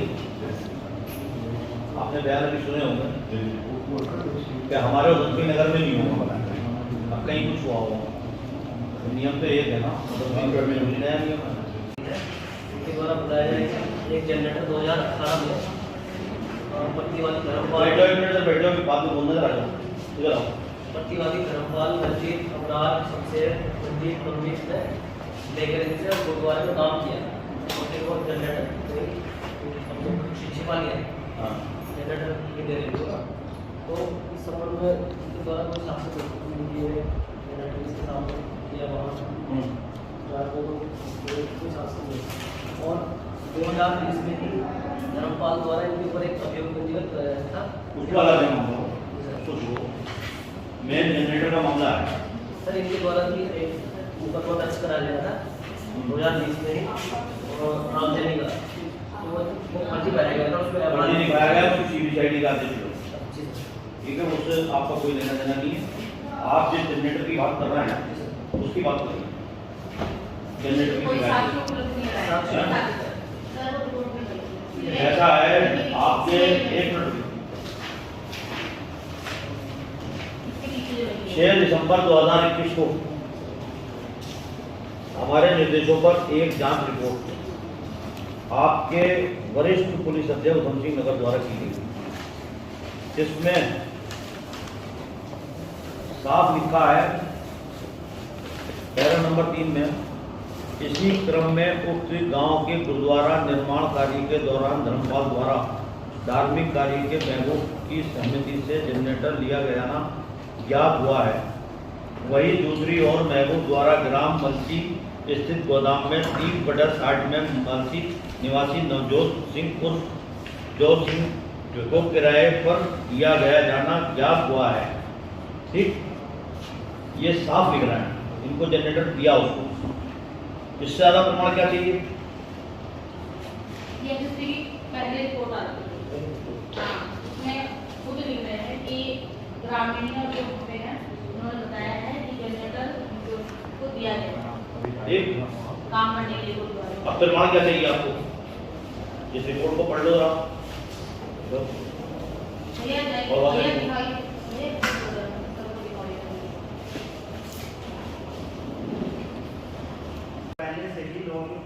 मकान पर कब्जा करने वाले पुलिस का व्यक्ति है और उसी की गवाही भी है। तो पुलिस का अच्छा संबंध है, इसका सांठ गांठ के चलते जब कब्जा करता रहता पुलिस गर्दन नहीं लिखती गर्दन पकड़ना तो हम लोग मजबूर है। और वो भी मुकदमा हमारे यहाँ से लिखा गया था आगे का 2 दिन में हमारा लगा दिया।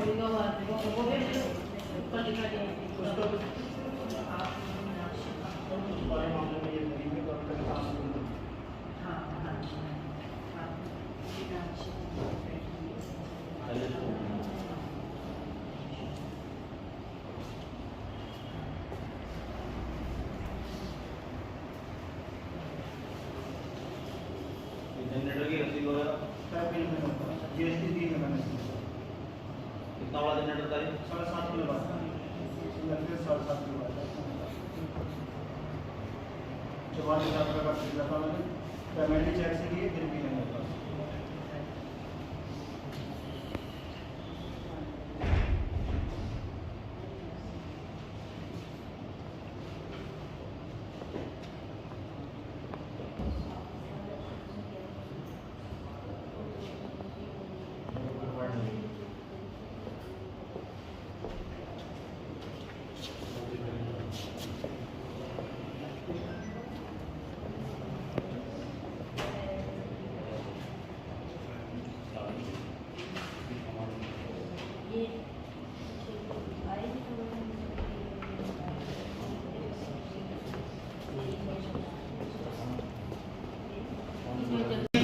फिजिक्स के टीचर की, केमिस्ट्री, आज भी मैं बता रहा हूँ 11th क्लास में मैथ्स में कोई प्रोविजनल एडमिशन नहीं है, कोई बायो लेक्चर नहीं है, कोई केमिस्ट्री लेक्चर नहीं है, केवल एक मैथ्स के सहारे केवल प्रताड़ित करने के लिए धार्मिक उद्देश्य से मुझे वहाँ भेजा गया कि आप चलाइए साइंस।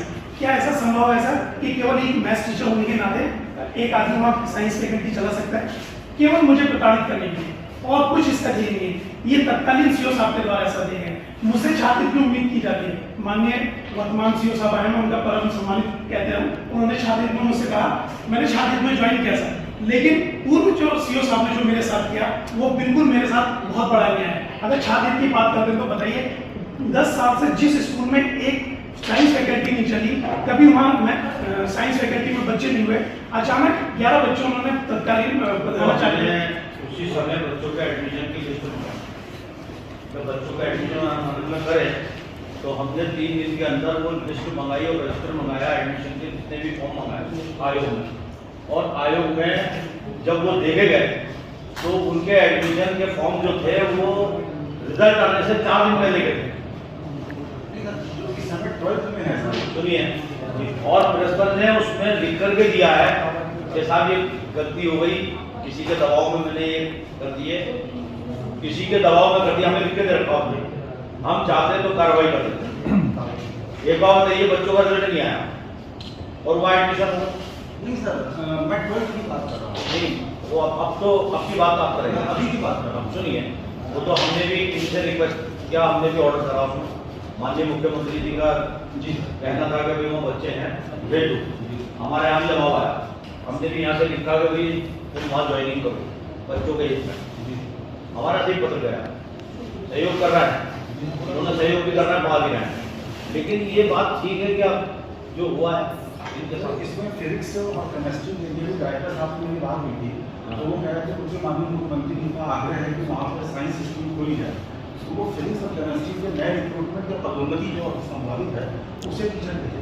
वो तो आप भेजिए, लेकिन आपकी फर्स्ट ईयर में तो कोई बेहतर टीचर है नहीं सर। फर्स्ट ईयर में मैथ का तो वो है नहीं आपके पास, में जितने भी बच्चे होंगे उनमें से ये माना जाता है कि बच्चे मैथ्स की बात नहीं कर रहा हूँ सर। जो इंटर के अभी 6 बच्चे हैं जिनको पा रहे हैं, जिसके लिए गए आज जो फर्स्ट ईयर क्लास चल रहा है, आप सर फर्स्ट ईयर वाले 12th में आ गए। 11th में जो अभी हाई स्कूल पास आउट हो गया है उसके लिए एक प्रोविजनल एडमिशन का प्रावधान है, लेकिन किसी भी मैथ्स में प्रोविजनल एडमिशन 11th क्लास में नहीं बनी है। 12th के वही बच्चे जो फेक एडमिशन आज से पिछले सत्र में दिखाए गए थे, तत्कालीन सीओ साहब के द्वारा प्रेशर रिजल्ट आ गया होगा। अब वो 12th में आ गए बच्चे, उन्हीं बच्चों के छात्र और सर आपकी आगे का पालन करते हुए मैंने वहाँ ठीक है। अब जो है फर्स्ट ईयर में इस समय हमें कुछ बात करना है, हाई स्कूल जो एडमिशन है उसका देखा जाएगा, चलिए वो बाद में होगा। दूसरी चीज ये है कि आपके यहाँ एक अभी शासन आदेश हो जहाँ पर बच्चों की संख्या सब्जेक्ट की रिपोर्ट 0 है, उन टीचरों को समायोजन किया गया। ऐसा हुआ है क्या? आप नोट कर लीजिए, आप हमारे यहाँ से आदेश होगा। जो पुरानी बातें बीती हम नहीं जाना चाहते। अगर फर्स्ट ईयर में जो बच्चे हैं अगर वो मैथ नहीं लेंगे और सेक्शन उनका 0 जाएगा तो इनका समायोजन आप करेंगे, ठीक है? ये आपको करना पड़ेगा। और इनको इतने वर्ष हो गए वहाँ, आप इसमें अपने यहाँ लिस्ट बनाइए पूरे जिले में, पूरी लिस्ट दीजिए हमें। आपने सुगम से कितने दुर्गम में करे और दुर्गम से कितने सुगम में करे। हाँ, एक करके सर सारे मेरे साथ पिछले साल की लीजिए 2000, आप हमें लीजिए 2018 से और अब तक की रिपोर्टें 2018 अब तक की, ठीक है? और कितने समायोजन आपके यहाँ से जिले में हुए हैं? इसका सीधा नुकसान सर मुझे अभी ये हुआ, अगर छात्र से वो फर्जी एडमिशन नहीं दिखाए जाते, अभी समायोजन हुए थे छात्र संख्या चुनने के आधार पर, मैं भी इस बात को चाहता हूँ 12 साल 11 साल में ये तो है, वो तो आयोग के समक्ष है। वो तो जिस समय वो एडमिशन हुए हैं इनका रात रात सुनिए, रिजल्ट आता है 1 तारीख को, 31 को, और 27 को 28 को इनको नोटिस जारी हो जाता खंड शिक्षा अधिकारी द्वारा कि वहां जाइए आप बच्चे आ गए पढ़ाने के लिए, सुनिए हमने उसको खंड शिक्षा अधिकारी को तरफ किया और वहां की लिस्ट मंगाई, प्रिंसिपल को बुलाया, उन बच्चों के फॉर्म मंगाए। रिजल्ट 3 तारीख को हमने मंगाया, 4 तारीख को, वो 28 और 29 तारीख के फॉर्म थे। ये तो आयोग के समक्ष है। मेरे ख्याल से हमारा फोटो कापी लगी भी होंगी हम फाइल में, हमने लिख के भी लिया है हमसे, प्रिंसिपल ने लिख के दिया कि मेरे द्वारा दबाव के कारण से जो है ये खंड शिक्षा अधिकारी द्वारा ही काम कराया गया। पुरानी बात आपको बता रहा हूँ, रिकॉर्ड में है और आपको मैं दिखा भी नहीं। इसका सीधा नुकसान मुझे ये हुआ, अगर वो फेक एडमिशन नहीं हो तो आज मेरा समायोजन, आज 12-15 साल की सर्विस के बाद मैं भी स्कूल में आने का मेरा भी वो बनता है, तो मैं आज स्कूल में आ चुका हूँ। केवल उन्हीं फेक एडमिशन की वजह से मैं दोबारा उस स्कूल में मुझसे छात्र की उम्मीद की जाती है, लेकिन अधिकारियों से कोई छात्र की उम्मीद नहीं। अगर बच्चे होंगे मैं ये भी हो सकता है कि अपने हित के लिए ये बच्चों को वहाँ एडमिशन ना दिलाना चाहिए, और जैसे ये कौन होते हैं? प्रिंसिपल के घर प्रिंसिपल नहीं, जैसे ये तो काम प्रिंसिपल का है। जो बच्चे अगर गणित पढ़ना चाहते हैं, एक बात बताइए, जो बच्चे अंग्रेजी पढ़ना चाहते हैं, जो बच्चे गणित पढ़ना चाहते हैं, उन्हें टीचर रोक लेगा। थोड़ा टीचर होगा, टीचर से फर्क पड़ता है, अगर टीचर मोटिवेट करता है तो बच्चे वो सब्जेक्ट लेते हैं। ऐसा है ना, पिछले 10 सालों की बात है, 10 साल से ये वहाँ थे, अगर ये वहाँ नहीं थे, अटेंडमेंट पे आ गए थे। 2011 में इनका अपॉइंटमेंट हुआ है और ये 2018 तक वहीं थे। अगर ये अच्छे टीचर होते तो बच्चों को मोटिवेट करके अपना सब्जेक्ट लेने को प्रेरित करते एज ए टीचर। मैं मैथमेटिक्स स्कोरिंग सब्जेक्ट है और ये मैथमेटिक्स अच्छा सब्जेक्ट है, इसका आपका स्कोप है, इंजीनियरिंग मेडिकल में आप जा सकते हैं। तो अगर ये टीचर अट्रैक्ट करता है बच्चों को तो बच्चे अपने आप लेते हैं, और मैथ्स का टीचर है तो वो फिजिक्स भी पढ़ा सकता है। तो एज ए टीचर जहाँ आप बात कर रहे हैं तो आप फिजिक्स भी देख सकते हैं। अब मैं बता दूँ, और सर इसमें फिजिक्स और केमिस्ट्री के लिए माननीय मुख्यमंत्री जी का वो क्षेत्र है, डायरेक्टर साहब ने मुझसे कहा था कि हम तुरंत जाकर प्रमोशन से भेजेंगे, प्रमोशन भी की हुई है में, और जो हमारे डायरेक्ट रिक्रूटमेंट हुए हैं आयोग से उसमें भी, क्योंकि वो सर ग्रामीण इंटीरियर का क्षेत्र, वहाँ बच्चों के पढ़ने के लिए कोई भी अन्य प्राइवेट स्कूल्स नहीं है, तो वो गवर्नमेंट सिस्टम पे ही सब डिपेंडेंट है। वो बात आपकी सही है, हमने उसी सम्मान को जो अपने भी आदेश बनाया जी, हमने इसको रोका थोड़ी। एक बात बताइए, आपके अगर कोई आदेश होता तो उनको क्या करते? माननीय मुख्यमंत्री जी का निर्देश था और जो मुख्यमंत्री जी का क्षेत्र है जी, उसको समझते हुए इसको हमने कहा आप जाओ, ठीक, सहयोग करने के लिए हम भी बैठे हैं, आप भी बैठे हैं और ये भी बैठे। जहाँ सहयोग की बात आ गई पूरा सहयोग किया जाएगा, लेकिन इनके साथ भी बर्ताव ठीक होना चाहिए। मैं आपको रिपोर्ट करवा देता हूँ। 2011 की हमसे सब बात कर रहे हैं, मैं पूरे सम्मान के साथ आंसर देना चाहूँगा। 2011 फिजिक्स सिलेक्शन, और आपके लिए ये जो भी भाषा बोल रहा है, जो भी इनका दर्द है, ये आपके लिए नहीं है। ये हुआ है इनके साथ, ये रिकॉर्ड है। वहाँ पे आपसे हाथ नहीं हो जाएंगे, आप तो उनका ट्रांसफर हो जाता है 2-3 साल बाद, लेकिन मैं वही हूँ। केवल मैथ्स टीचर ही जिम्मेदार है बच्चों को लाने के लिए, principal, other staff, other maths teacher, क्या वो सब एक पूरा टीम वर्क है, कि कोई सिंगल किसी का हाथ की बात हुई।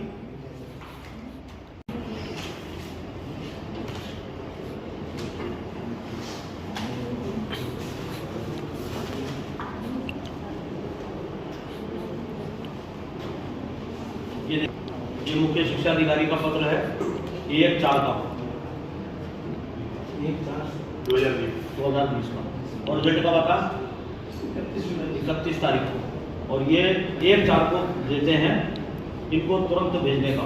ठीक, रात भर में एडमिशन आ गया, 31 तारीख को तो वहाँ पर रिजल्ट आया, और 1 तारीख को इनको जो है ऑर्डर हो जाता कि आप जाइए, वो बच्चे आ गए पढ़ने वाले। 31 को ऑर्डर होना है, 31 को ऑर्डर हो जाता है। अरे साहब, वो तो हमने रोका ना, फिर रोक तो हमने लगाई ना उस ऑर्डर पे, आयोग से लगी ना उसकी। आप आपके यहाँ फाइल होगी, देखिए ना उसे, पूरी फाइल की आप तरफ पढ़िए, पता लग जाता कि इनके साथ क्या हुआ। ये लगी हुई है सब।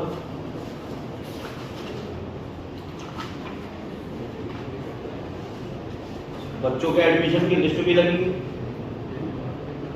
1 सितंबर की लिस्ट बना करके दी गई। 1 सितंबर को लिस्ट आउट हो गई, हमारे पास आ गई, 31 तारीख को रिजल्ट आ गया। कितने बड़ी आप देखिए, इसलिए फर्जी कहा जा रहा है। और ये बात प्रिंसिपल के बयानों में है, हमारे ऑर्डर शीट में प्रिंसिपल को हमने तलब किया था कि ये खंड शिक्षा अधिकारी के दबाव में मैंने इन बच्चों को दिया था, और डेट का था, ये हमारा ऑर्डर शीट में है। अगर यही हम पत्र पूरा बना करके माननीय मुख्यमंत्री जी के समक्ष दे देंगे, ना तो प्रिंसिपल हो जाएगा, ना उस टाइम पर खंड शिक्षा अधिकारी हो जाएगा। हम किसी का नुकसान करते नहीं बैठे हैं। जस्टिस किसी के साथ नहीं रखिए, आपके सामने लिस्ट है 6 बच्चों की, लेकिन सर जो भी परिस्थिति है वो आज के आरोप में आप उसको पढ़ लीजिए, आप कर लीजिए, उसका देख लीजिए। इनके साथ आपका व्यवहार अच्छा है, इनका भी अच्छा रहेगा, ऐसा नहीं है। तो आज की परिस्थिति होगी उसको मैं रिव्यू करूंगा सर। बस बस। और मैं भी सर छात्र देखना को छात्र होकर मैं भी अपना योगदान अवश्य दूंगा, तन मन धन से दूंगा। ऐसा नहीं है अगर बच्चे होंगे तो मैं भी वहाँ, लेकिन मेरे साथ भी न्याय के परिप्रेक्ष्य में व्यवहार होना चाहिए।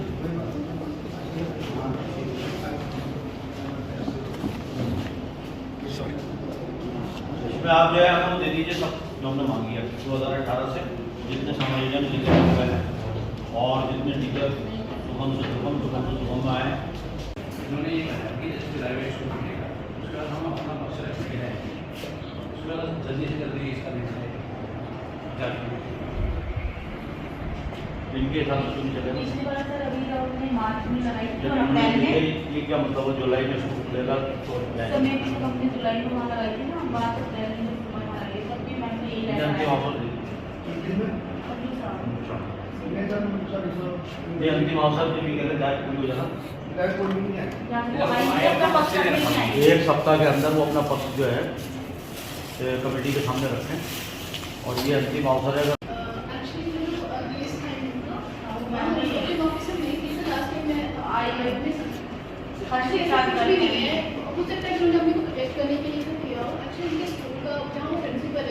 इसके लिए वो भी जिम्मेदार नहीं है, तो मैनेजमेंट जिम्मेदार है।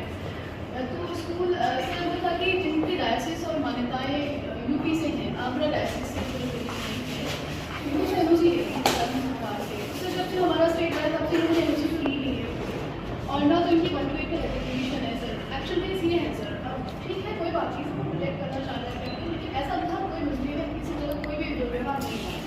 It is only in investigation. नहीं, आप जा तो सकते हैं, वहाँ कोई अड़चन नहीं है, बिल्कुल जा सकते हैं सर। जब हमसे मान्यता ले रहे हैं तो हमारा काम है देखने। और सर सीओ साहब के लेटर भी था उसमें, डायरेक्टर साहब का लेटर था सर। नहीं, वो तो हमने पढ़ लिया कि मैं जी सर, आपका कोई बात नहीं सर, जा सकते हैं आप किसी भी प्राइवेट स्कूल को देख सकते हैं जब मान्यता ली है, तो मान्यता में कितने बच्चों का हित के लिए आप लोग देख निरीक्षण कर सकते हैं। जांच करने के लिए ये जो इनके ऊपर एप्लीकेशन लगा बहुत डिग्री अच्छी लगाए हैं मुझे अपनी दे देंगे अपनी रिपोर्ट। पर सर उसमें हमें भी कुछ भी नहीं मिला, कागज कुछ नहीं। और फिर उन्हें कहा इनकी कि मान्यता है? उनके रजिस्टर में कर ले नहीं है मान्यता, अभी भी लिखिए इसको। आपकी मान्यता को भी आप रिन्यूअल करा लें और उसकी कार्रवाई पूरी करने शिक्षा विभाग में डालें। अन्यथा आरटी की मानकों के तहत राइट टू एजुकेशन तब अगर जो 25% गरीब बच्चे होते तो वो भी एडमिशन ले पाएंगे। आरटी की मानता नहीं, आरटीओ में अगर मानता हूँ तो 25% जो गरीब बच्चे हैं वो भी एक वो वाला भी लाभ उनको नहीं मिलता है। जब मान्यता नहीं तो किसी कोई बात नहीं सर, ठीक है। वैसे आपकी रिपोर्ट आ जाए जितनी जल्दी ना, अगर ये सप्ताह में आ जाए ठीक है तो अपनी रिपोर्ट दीजिए। अगर वो आए ना आए तो आप रिपोर्ट दीजिए, उसके आधार पे हम जो है फिर इनको जो है भेजेंगे टीम बना करके शिक्षा विभाग की, और अगर वो नहीं कराएंगे तो स्कूल को जो है सील कराएंगे। इसमें से एक हफ्ते के अंदर अगर वो ये हमारा ऑर्डर जा रहा है ना, एक हफ्ता लिख रहे हैं उसका, एक हफ्ते के अंदर आपको वो पास नहीं आते तो आप मान्यता बिल्कुल नहीं है या रिन्यूअल नहीं करवाई, मतलब जनरल मान्यता तो वही आरटी मान्यता के तहत, आरटी की तहत मान्यता जो होती है उसमें ये होता है कि आप अपनी शुरुआती को लाभ मिलेगा ना गरीब 25% बच्चों को निःशुल्क शिक्षा देंगे। सर वो तो माइनॉरिटी नहीं है, निःशुल्क तो नहीं देंगे सर। अच्छा डायरेक्ट की बात ऐसी बट 1 to 8 तो स्टेट गवर्नमेंट की मान्यता होती है, वो नहीं है सर के पास। जी जी सर,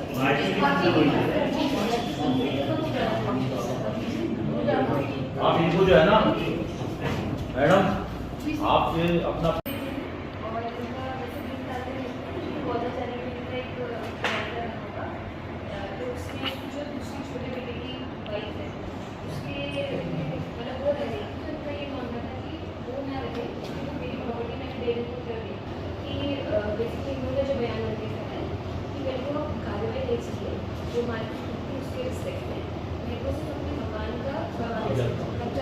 मकान में कब्जा पुलिस कैसे मिला? इसके जांच में आ गया है क्या कि जो है आगे की कार्रवाई होगी, बस पुलिस के स्तर से कार्रवाई नहीं माने हैं। पुलिस कार्रवाई में तो किया है। बताइए आप अपने कोर्ट से लीजिए कब्जा।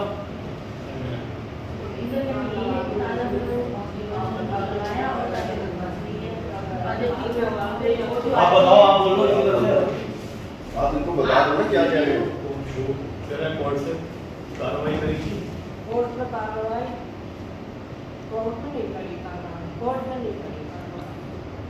अब करेंगी माता जी, क्योंकि कब्जे के लिए पुलिस आपको कब्जा नहीं दिलाएगी। कब्जा तो कोर्ट से ही मिलेगा ना आपको आपके मकान का। कोर्ट से करो कार्रवाई, कोर्ट से करो कार्रवाई, जो नहीं मिलेगा तब जाएगा। वो तो मारपीट के लिए वो मना कर दिया, कोर्ट में आया है कि मैं कोई नहीं जाती हूँ।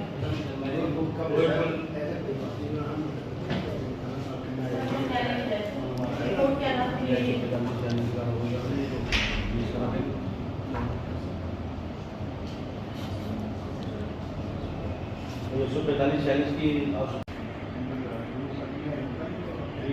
मेरा तो इसमें अभी तक वो उन्होंने है ना, तो दरवाजे लगे हुए हैं ऐसी ये मामला फंस पड़ा हुआ है। तो आप अपना कोर्ट से कर लो ना, ठीक है? भैया साइन करो।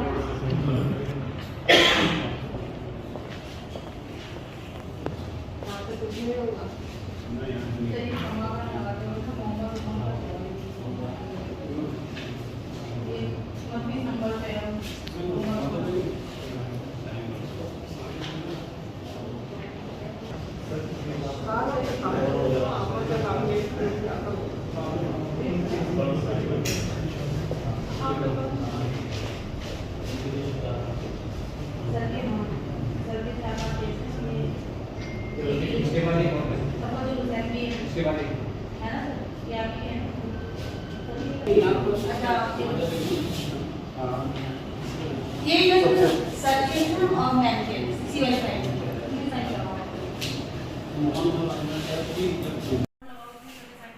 पुनः इसकी प्रश्न करके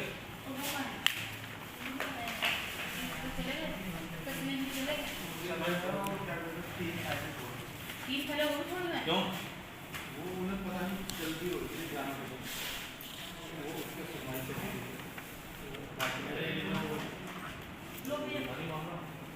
शादी हो गई तारीख और बहुजन समाज की और अधिकारी लोग क्या मौजूद थे जिनको आपने बुलाया? देखिए, कुछ अधिकारियों ने अपने प्रतिनिधि भेजे थे जो जवाब नहीं दे पाए। हमने उनको नोटिस करा है और उनसे स्पष्टीकरण मांगा है और अभी 20-22 फाइलों की सुनवाई हुई है। अभी आधी सुनवाई हुई है, आधी सुनवाई हुई है। और जो अधिकारी अपनी जिम्मेदारी को नहीं समझ रहे, सुनवाई में सहयोग नहीं कर रहे, हमारा मन है एक बार हम स्पष्टीकरण ले रहे हैं। अगर हमारे स्पष्टीकरण पर वो अधिकारी आयोग के सुनवाई में सहयोग नहीं करेंगे तो हम उनके खिलाफ कार्रवाई करने के लिए जो हम अधिकार दे रहे हैं उसके तहत। तो अधिकारी बेलगाम हो गए हैं आपकी सरकार में? देखिए, मैं सरकार की बात नहीं है, ये आयोग एक जो है संवैधानिक पद है और इसमें सरकार का कोई प्रतिक्रिया करनी उचित नहीं होगी और सरकार ना कोई सरकार का इसमें लेना देना है। लेकिन अधिकारी क्यों नहीं आ रहे? देखिए, अधिकारी जो है जांच हो सकता है कुछ जांच से बच रहा हो, जांच नहीं करी हो पूरी और क्यों नहीं सहयोग कर रहा है, ये स्पष्टीकरण के बाद पता लगेगा। इसके अलावा जो जांच रिपोर्टें आई हैं उन जांच रिपोर्टों में ऐसा लगता है कि अधिकारियों को या तो जानकारी का अभाव है, पूरी जानकारी कानून की नहीं है, कुछ अधिकारी मामला दूसरा है और उसका बार बार हवाला दे करके जांच को जो है टाइम लगा रहे हैं, जांच को खराब कर रहे हैं। उन अधिकारियों को हमारी चेतावनी है कि वो अधिकारी देखभाल करके जांच करें और नियम और कानून को देखें, क्योंकि जो भी जांच होती है वो जिलाधिकारी स्तर की या एसडीएम स्तर की होती है और वो अधिकारी अपनी न्यायपालिका खुद चलाते हैं। उनको ज्ञान होना चाहिए कि किस कानून के तहत वो हमें जो रिपोर्टें दे रहे हैं क्या वो रिपोर्टें ठीक हैं। बहुत सारी रिपोर्टें ऐसी भी आई हैं जिनमें उन्होंने गुमराह करने की कोशिश की। जैसे हल्द्वानी का मामला है, सलीम सेठी की शिकायत थी, जो हमने सीमांकन की बात करी है। सीमांकन के लिए बार बार एक बात आती है कि सीमांकन रेलवे और राजस्व विभाग कर चुका है, लेकिन वो कर चुका है तो उसकी सीमांकन की रिपोर्ट माननीय आयोग के समक्ष क्यों नहीं प्रस्तुत हो रही? उसको प्रस्तुत कर दें और अपने ही कागज़ का जो उनके द्वारा आवंटित किया गया फ्री होल्ड, जिला अधिकारी राजस्व विभाग का मालिक होते हैं और नजुल मालिक होते हैं, वो उन ज़मीनों को फ्री होल्ड किया गया है, उन ज़मीनों पर पट्टे दिए गए हैं, उन ज़मीनों पर अनापत्ति प्रमाण पत्र दिए गए हैं, बिजली घर बना है और आपके ओवरहेड टैंक बने, पानी की टंकियाँ बनी हैं, इसके अलावा ट्यूबवेल लगे हैं। करोड़ों खरबों रुपया सरकार का उसमें विकास के काम में खर्च हुआ है। उसमें नगर निगम द्वारा अनुपत्ति दी गई है, राजस्व विभाग द्वारा भी अनुपत्ति दी गई है। उसी पत्रावली को हमने भेजा था कि आपने फ्री होल्ड का पैसा लिया है। अगर आपने फ्री होल्ड का पैसा लिया है तो आपको ये कहने में क्या हर्ज है भाई कि ये हमारी ज़मीन थी, हमने बेच दी, दे दी और इसका पैसा हमने जमा करा लिया। इसमें कहने में क्या आपत्ति है? इसमें ही अधिकारी घुमा रहे हैं। आज हमने अंतिम अवसर के रूप में उनको चेतावनी दे करके एक आदेश किया है कि 15 दिन के अंदर संबंधित पत्रावली जो दी गई है, जो उनके द्वारा जारी की गई है, उसका अवलोकन करेंगे और पुराना सीमांकन जो रेलवे के द्वारा उन्होंने मिलकर के किया है उसको आयोग के समक्ष प्रस्तुत किया जाएगा और नक्शे को प्रस्तुत किया जाएगा। ठीक, थैंक यू।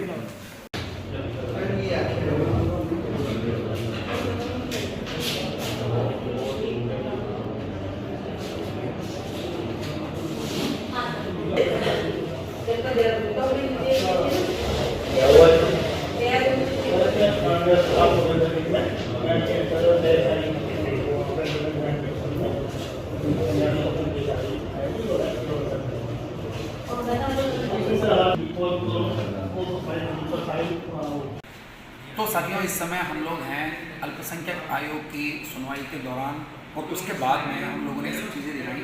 फिलहाल सुनवाई 35 मामलों की हुई है और ये सुनवाई समाप्त हो गई है। उपाध्यक्ष मजन नईम नवाब साहब और इकबाल सिंह साहब ने आज यहाँ पर सुनवाई की है और मेरे ख्याल से सभी लोग मुतमईन थे और जो अधिकारी आयोग के निर्देश और आदेशों का पालन नहीं कर रहे हैं उनके खिलाफ भी यहाँ पर तमाम चीज़ें हुई हैं। उसके अलावा यहाँ पर कमज़ोरों को इंसाफ दिलाने के लिए भी यहाँ पर तमाम आदेश निर्देश दिए गए हैं। अल्पसंख्यकों के हितों की रक्षा करने के लिए अल्पसंख्यक आयोग काम कर रहा है। तो आइए बात करते हैं मदन नवाब साहब से कि नवाब साहब ने आज किस किस तरह की चीज़ें देखी हैं, किस किस तरह से आज हम लोग देख रहे थे भ्रष्टाचार के कई मामले थे, शिक्षा विभाग से जुड़े कई मामले थे, पुलिस के उत्पीड़न से जुड़े कई मामले थे, रेलवे हल्द्वानी का मामला था। उसके अलावा हमने देखा अल्पसंख्यक एक बंदा यहाँ पर था जिसको मुआवजे का भी एक मामला था, जिसको बिजली का एक मामला हो गया था। उधम सिंह नगर और नैनीताल जिले की ये सुनवाई थी, इसमें काफ़ी चीज़ें हो गई। तो आज किस तरह का रहा 35 मामले हम लोग यहाँ पर देख रहे हैं। लेकिन कई मामलों में जो संबंधित अधिकारियों को हमने बुलाया था, उन्होंने अपने प्रतिनिधित्व के रूप में कुछ लोगों को भेजा और उनको उसकी जानकारी भी नहीं थी, तो हमने उनको नोटिस किया है, स्पष्टीकरण नोटिस, पहला स्पष्टीकरण नोटिस है। अगर उसके बाद भी वो अधिकारी जानकारी दे करके और आयोग में प्रस्तुत सही टाइम से नहीं होते हैं और आयोग की जांच में सहयोग नहीं करते हैं, उनके खिलाफ जो हमें अधिकार दिए गए हैं उनके खिलाफ कार्रवाई की जाए। दूसरा, आज जितने प्रकरण हुए हैं जिनमें सुनवाई हुई है, एक रुद्रपुर का संबंधित प्रकरण था जनरेटर का, उससे संबंधित एक आगजनी का था। उसमें पूर्व में आयोग के निर्देशों पर एक FIR दर्ज हुई आगजनी की, और पुलिस ने ये कह करके कि उसमें साक्ष्य नहीं मिले और उसकी FIR लगा दी, तो हमने CBCID का आदेश किए थे। क्योंकि बिजली विभाग द्वारा ये लिख करके दिया गया कि जिस जगह आग लगी थी उस गाँव में 8 घंटे पहले से लाइट नहीं थी और 8 घंटे के बाद तक लाइट थी, 16 घंटे से लाइट थी, 16 घंटे लाइट थी। और आग जो लगी है, पुलिस विभाग ने बताया था कि ये शॉर्ट सर्किट से लगी। तब के उस व्यक्ति द्वारा, पुलिस द्वारा ये आरोप है कि किसी व्यक्ति ने आग लगाई, उसको हमने CBCID को दे दिया था। आज जनरेटर का मामला था, जनरेटर में पुलिस विभाग द्वारा एक ही मामले की एक पुलिस अधिकारी कहता है कि उसकी पुष्टि नहीं हुई, जनरेटर उसके पास है। दूसरा अधिकारी पूर्व में जब आग देने वाली रिपोर्ट में कह चुका है कि जनरेटर को वो इस्तेमाल कर रहा है, उसके पास है। उसको आधार मानते हुए हमने 406 के मुकदमे का आदेश किया। उसके अलावा हम यहाँ पर एक चीज़ और भी देख रहे हैं, लगातार जिस तरह के आयोग आदेश और निर्देश दे रहा है, तो कई अधिकारियों को हमने देखा वो मान ले रहे हैं, उन आदेशों को निर्देशों को मान ले रहे हैं। कि ये दिक्कत एक लगातार हम देख रहे हैं कि आयोग अल्पसंख्यक के मामले में आयोग की भी आदेश और निर्देशों की अवहेलना करते दिखाई दे रहे हैं। तो ऐसे अधिकारियों के लिए क्या आगे प्लान है? देखिए, जानकारी का अभाव है उन अधिकारियों को, अधूरी जांचें करते हैं या जांचों से बचना चाहते हैं। हमने आज उन अधिकारियों को बहुत कड़े तरीके से चेतावनी दी है और कई अधिकारियों को हमने 5 तारीख को तलब भी किया है। जो अधिकारी आयोग की आदेश और निर्देशों की अवहेलना कर रहे हैं या वो आयोग को जो है अगर ये सोच करके कि आयोग को जानकारी नहीं है, आयोग को सारी चीज़ों की जानकारी है और जो अधिकार आयोग को दिए गए उसके तहत उन अधिकारियों के खिलाफ कार्रवाई हम करते हैं। पूर्व में जब कभी आयोग पर सुनवाई होती थी, जब हम लोग नहीं थे, तो उस समय आयोग का कोई नहीं जानता था और आयोग की कार्यशैली को भी नहीं जानता था। हम लोगों ने मेहनत की और बैठे हम, और जिस तरीके की हमने कार्रवाई की है, सख्ती की है, आज 100% अधिकारी जांच लेकर के समय पर आते हैं। 2-3% अधिकारियों को जो बहाना लेते हैं, उन अधिकारियों के खिलाफ कार्रवाई भी हम करते हैं। और हमारे यहाँ जो मामले हैं, जितने मामले दर्ज होते हैं, उनकी प्रोग्रेस रिपोर्ट भी हमारे पास 70 से 80% प्रोग्रेस रिपोर्ट आने लगी है। तो क्या किसी भी अल्पसंख्यक को अगर किसी मामले में सरकार या अधिकारी को जो शिकायत अगर करनी है, तो वो किस तरह शिकायत कर सकता है? क्या वो सीधे शिकायत कर सकता है या उसके लिए फॉर्म भरना पड़ेगा? देखिए, हमारे यहाँ आयोग में इसकी व्यवस्था है, वो ऑनलाइन भी शिकायत कर सकता है। अच्छा, ऑनलाइन भी कर सकता है। और हमारे अध्यक्ष महोदय, उपाध्यक्ष दोनों हम और हमारे सचिव साहब के माध्यम से भी शिकायत कर सकता है। किसी सदस्य के माध्यम से भी वो शिकायत भेज सकता है, संज्ञान में लेंगे और उसको जो है एक हमारे यहाँ जो प्रक्रिया है, जब शिकायत पहुँचती है तो उसकी तुरंत हम जांच कराते हैं और इसी बीच में जांच के दौरान ही हम उससे जो भी प्रक्रिया होती है उसका पूरा पालन कराते हैं, एक एफिडेविट लेते हैं और जांच प्रथम जांच जो है 15 दिन के अंदर रिपोर्ट मंगाते हैं। हमारी कोशिश होती है कि न्याय उसको जल्दी मिले और पीड़ित के घर बैठ कर के न्याय दें, क्योंकि हम इस ज़िले में जो सुनवाई कर रहे हैं कुमाऊँ की कर रहे हैं, क्योंकि कुमाऊँ के अधिकारी हैं यहाँ, उन्हीं से संबंधित शिकायतें थीं और शिकायतकर्ता भी यहाँ के लोग थे, नैनीताल जिले के हों या चंपावत के हों या अल्मोड़ा के हों या उधम सिंह नगर के हों, उन पर ज़्यादा भार न पड़े हमारा प्रयास है कि हम शिकायत ज़िले वाइज करें और ज़िले में जाकर के उन शिकायतों का निस्तारण करें और हर आदमी पीड़ित को न्याय दें। अदालतों की बात करें, राजीव साहब हमारे साथ हैं, अदालतों की बात करें तो अदालतों में भी लंच टाइम होता है। हम सुबह तकरीबन 9:30-10 बजे से हम लोग यहाँ बैठे हैं और लंच टाइम छोड़िए आप तकरीबन 5 बजे का समय है और लगातार काम चल रहा था, कर्मचारी भी काम कर रहे थे, आप लोग भी लगातार काम कर रहे थे। हमारा तो ये है कि जितने लोग यहाँ पे आए हैं, परेशानी आज केस ज़्यादा थे, ज़्यादा समय लगा, लेकिन वो सुबह से सब लोग यहाँ पर जितने भी जिनका उत्पीड़न हुआ है जो वहाँ मौजूद थे, तो हम सोचा कि लंच करने की बजाय इन लोगों की सुनवाई कर दी जाए और जो भी इनकी समस्या हुआ उनको निस्तारण किया जाए। नवाज़ भाई, आखिरी सवाल आपसे करूँगा, उत्तराखंड में अल्पसंख्यकों का आज सबसे बड़ा कोई मामला है तो वो हल्द्वानी में है। हल्द्वानी में इंदिरा नगर, नई बस्ती, लाइन नंबर 17, 18, 19 के जो इलाके हैं, तकरीबन 50,000 की आबादी, उस पर रेलवे अपना बताने की कोशिश कर रहा है, उसको अतिक्रमणकारी घोषित करने की कोशिश कर रहा है। मामला हालांकि हाईकोर्ट में लंबित है, उसके अलावा आपके यहाँ भी लगातार लंबित है। एक समिति आपने बनाई है और समिति ने जिस तरह का आज हमने सुनवाई यहाँ पर देखी है, तो समिति ने जो पक्षकार था उसी को समिति में शामिल कर लिया, यानी कि रेलवे और आवाम जो यहाँ की है, यानी कि सलीम सेठी के नाम से, रईस अहमद के नाम से शिकायत यहाँ पर लंबित, तो इन दोनों को तो पक्षकार बनाया नहीं जाना चाहिए था समिति में, लेकिन समिति ने ऐसा किया। आयोग की सरपरस्ती में जो समिति बनाई गई, अधिकारी उसमें भी गड़बड़ करते दिखाई दिए। नहीं, उसमें जांच के लिए नहीं था हमारे पास से, हमारे पास डिमार्केशन का। हाँ, डिमार्केशन का मामला। डिमार्केशन में देखिए, सीमांकन जब हमने आदेश करा है सीमांकन के लिए, रेलवे की तो जब राजस्व की है, सीमांकन के लिए रेलवे का होना आवश्यक। कल को हमने कुछ सीमांकन अधिकारियों ने कर दिया, लेकिन और रेलवे ने कहा साहब हम तो उसमें मौजूद ही नहीं था, हमारी ज़मीन हम दिखाते, तो इसलिए उनको शामिल करना ज़रूरी था और अधिकारियों ने वो उनको शामिल किया, कोई गलत काम नहीं किया। और लेकिन ये मामला जो है मेरी नज़र में, मैं जो इसको अब तक देखा है, ये पॉलिटिकल मामला ज़्यादा हो रहा है और इसमें 10-15 सालों से ये मामले में ज़्यादातर राजनीति अखाड़ा बना हुआ है। और हमारे पास जो चीज़ें आई हैं, हमारे पास ज़मीन की, रेलवे की है, राजस्व विभाग की है, हमें इससे मतलब नहीं है। कौन काबिज है, किसको फाड़ा जा रहा है, इससे हमें कोई मतलब नहीं है। हमारा मकसद ये है कि अगर डीएम नजूल के मालिक होते हैं जिलाधिकारी, और वो अगर फ्री होल्ड को कर रहे हैं, पैसा ले रहे हैं फ्री होल्ड का, और उसके बाद उस ज़मीन में नगर निगम अपना अनापत्ति प्रमाण पत्र दे रही है कि इसको फ्री होल्ड कर दिया जाए, ये ज़मीन जो है नजूल है, और वो ज़मीन फ्री होल्ड हो जाती है, तो आखिरकार वो व्यक्ति रेलवे की ज़मीन को कैसे उसको फ्री होल्ड कर दिया गया? तो अगर रेलवे की ज़मीन को फ्री होल्ड किया गया तो उन संबंधित अधिकारियों के खिलाफ क्या फोर्जरी का और 467 और 471 का मामला दर्ज होना चाहिए। दूसरी चीज़, इबादत गाह है, उसमें पानी की टंकियां हैं, उसमें ओवरहेड टैंक हैं जो सरकार द्वारा करोड़ों रुपए की योजनाएं पास हुई, बिजली घर है, उनकी एनओसी नगर निगम ने दी है, उनकी अनापत्ति प्रमाण पत्र जिलाधिकारी द्वारा दिया गया, तभी तो वो चीज़ें लगी। अतिक्रमणकारी अगर कोई व्यक्ति है, रेलवे से उखाड़ना चाहती है, तो अतिक्रमणकारी राज्य की जो योजनाएं हैं उनको कराने वाले लोग भी तो अतिक्रमणकारी आते हैं।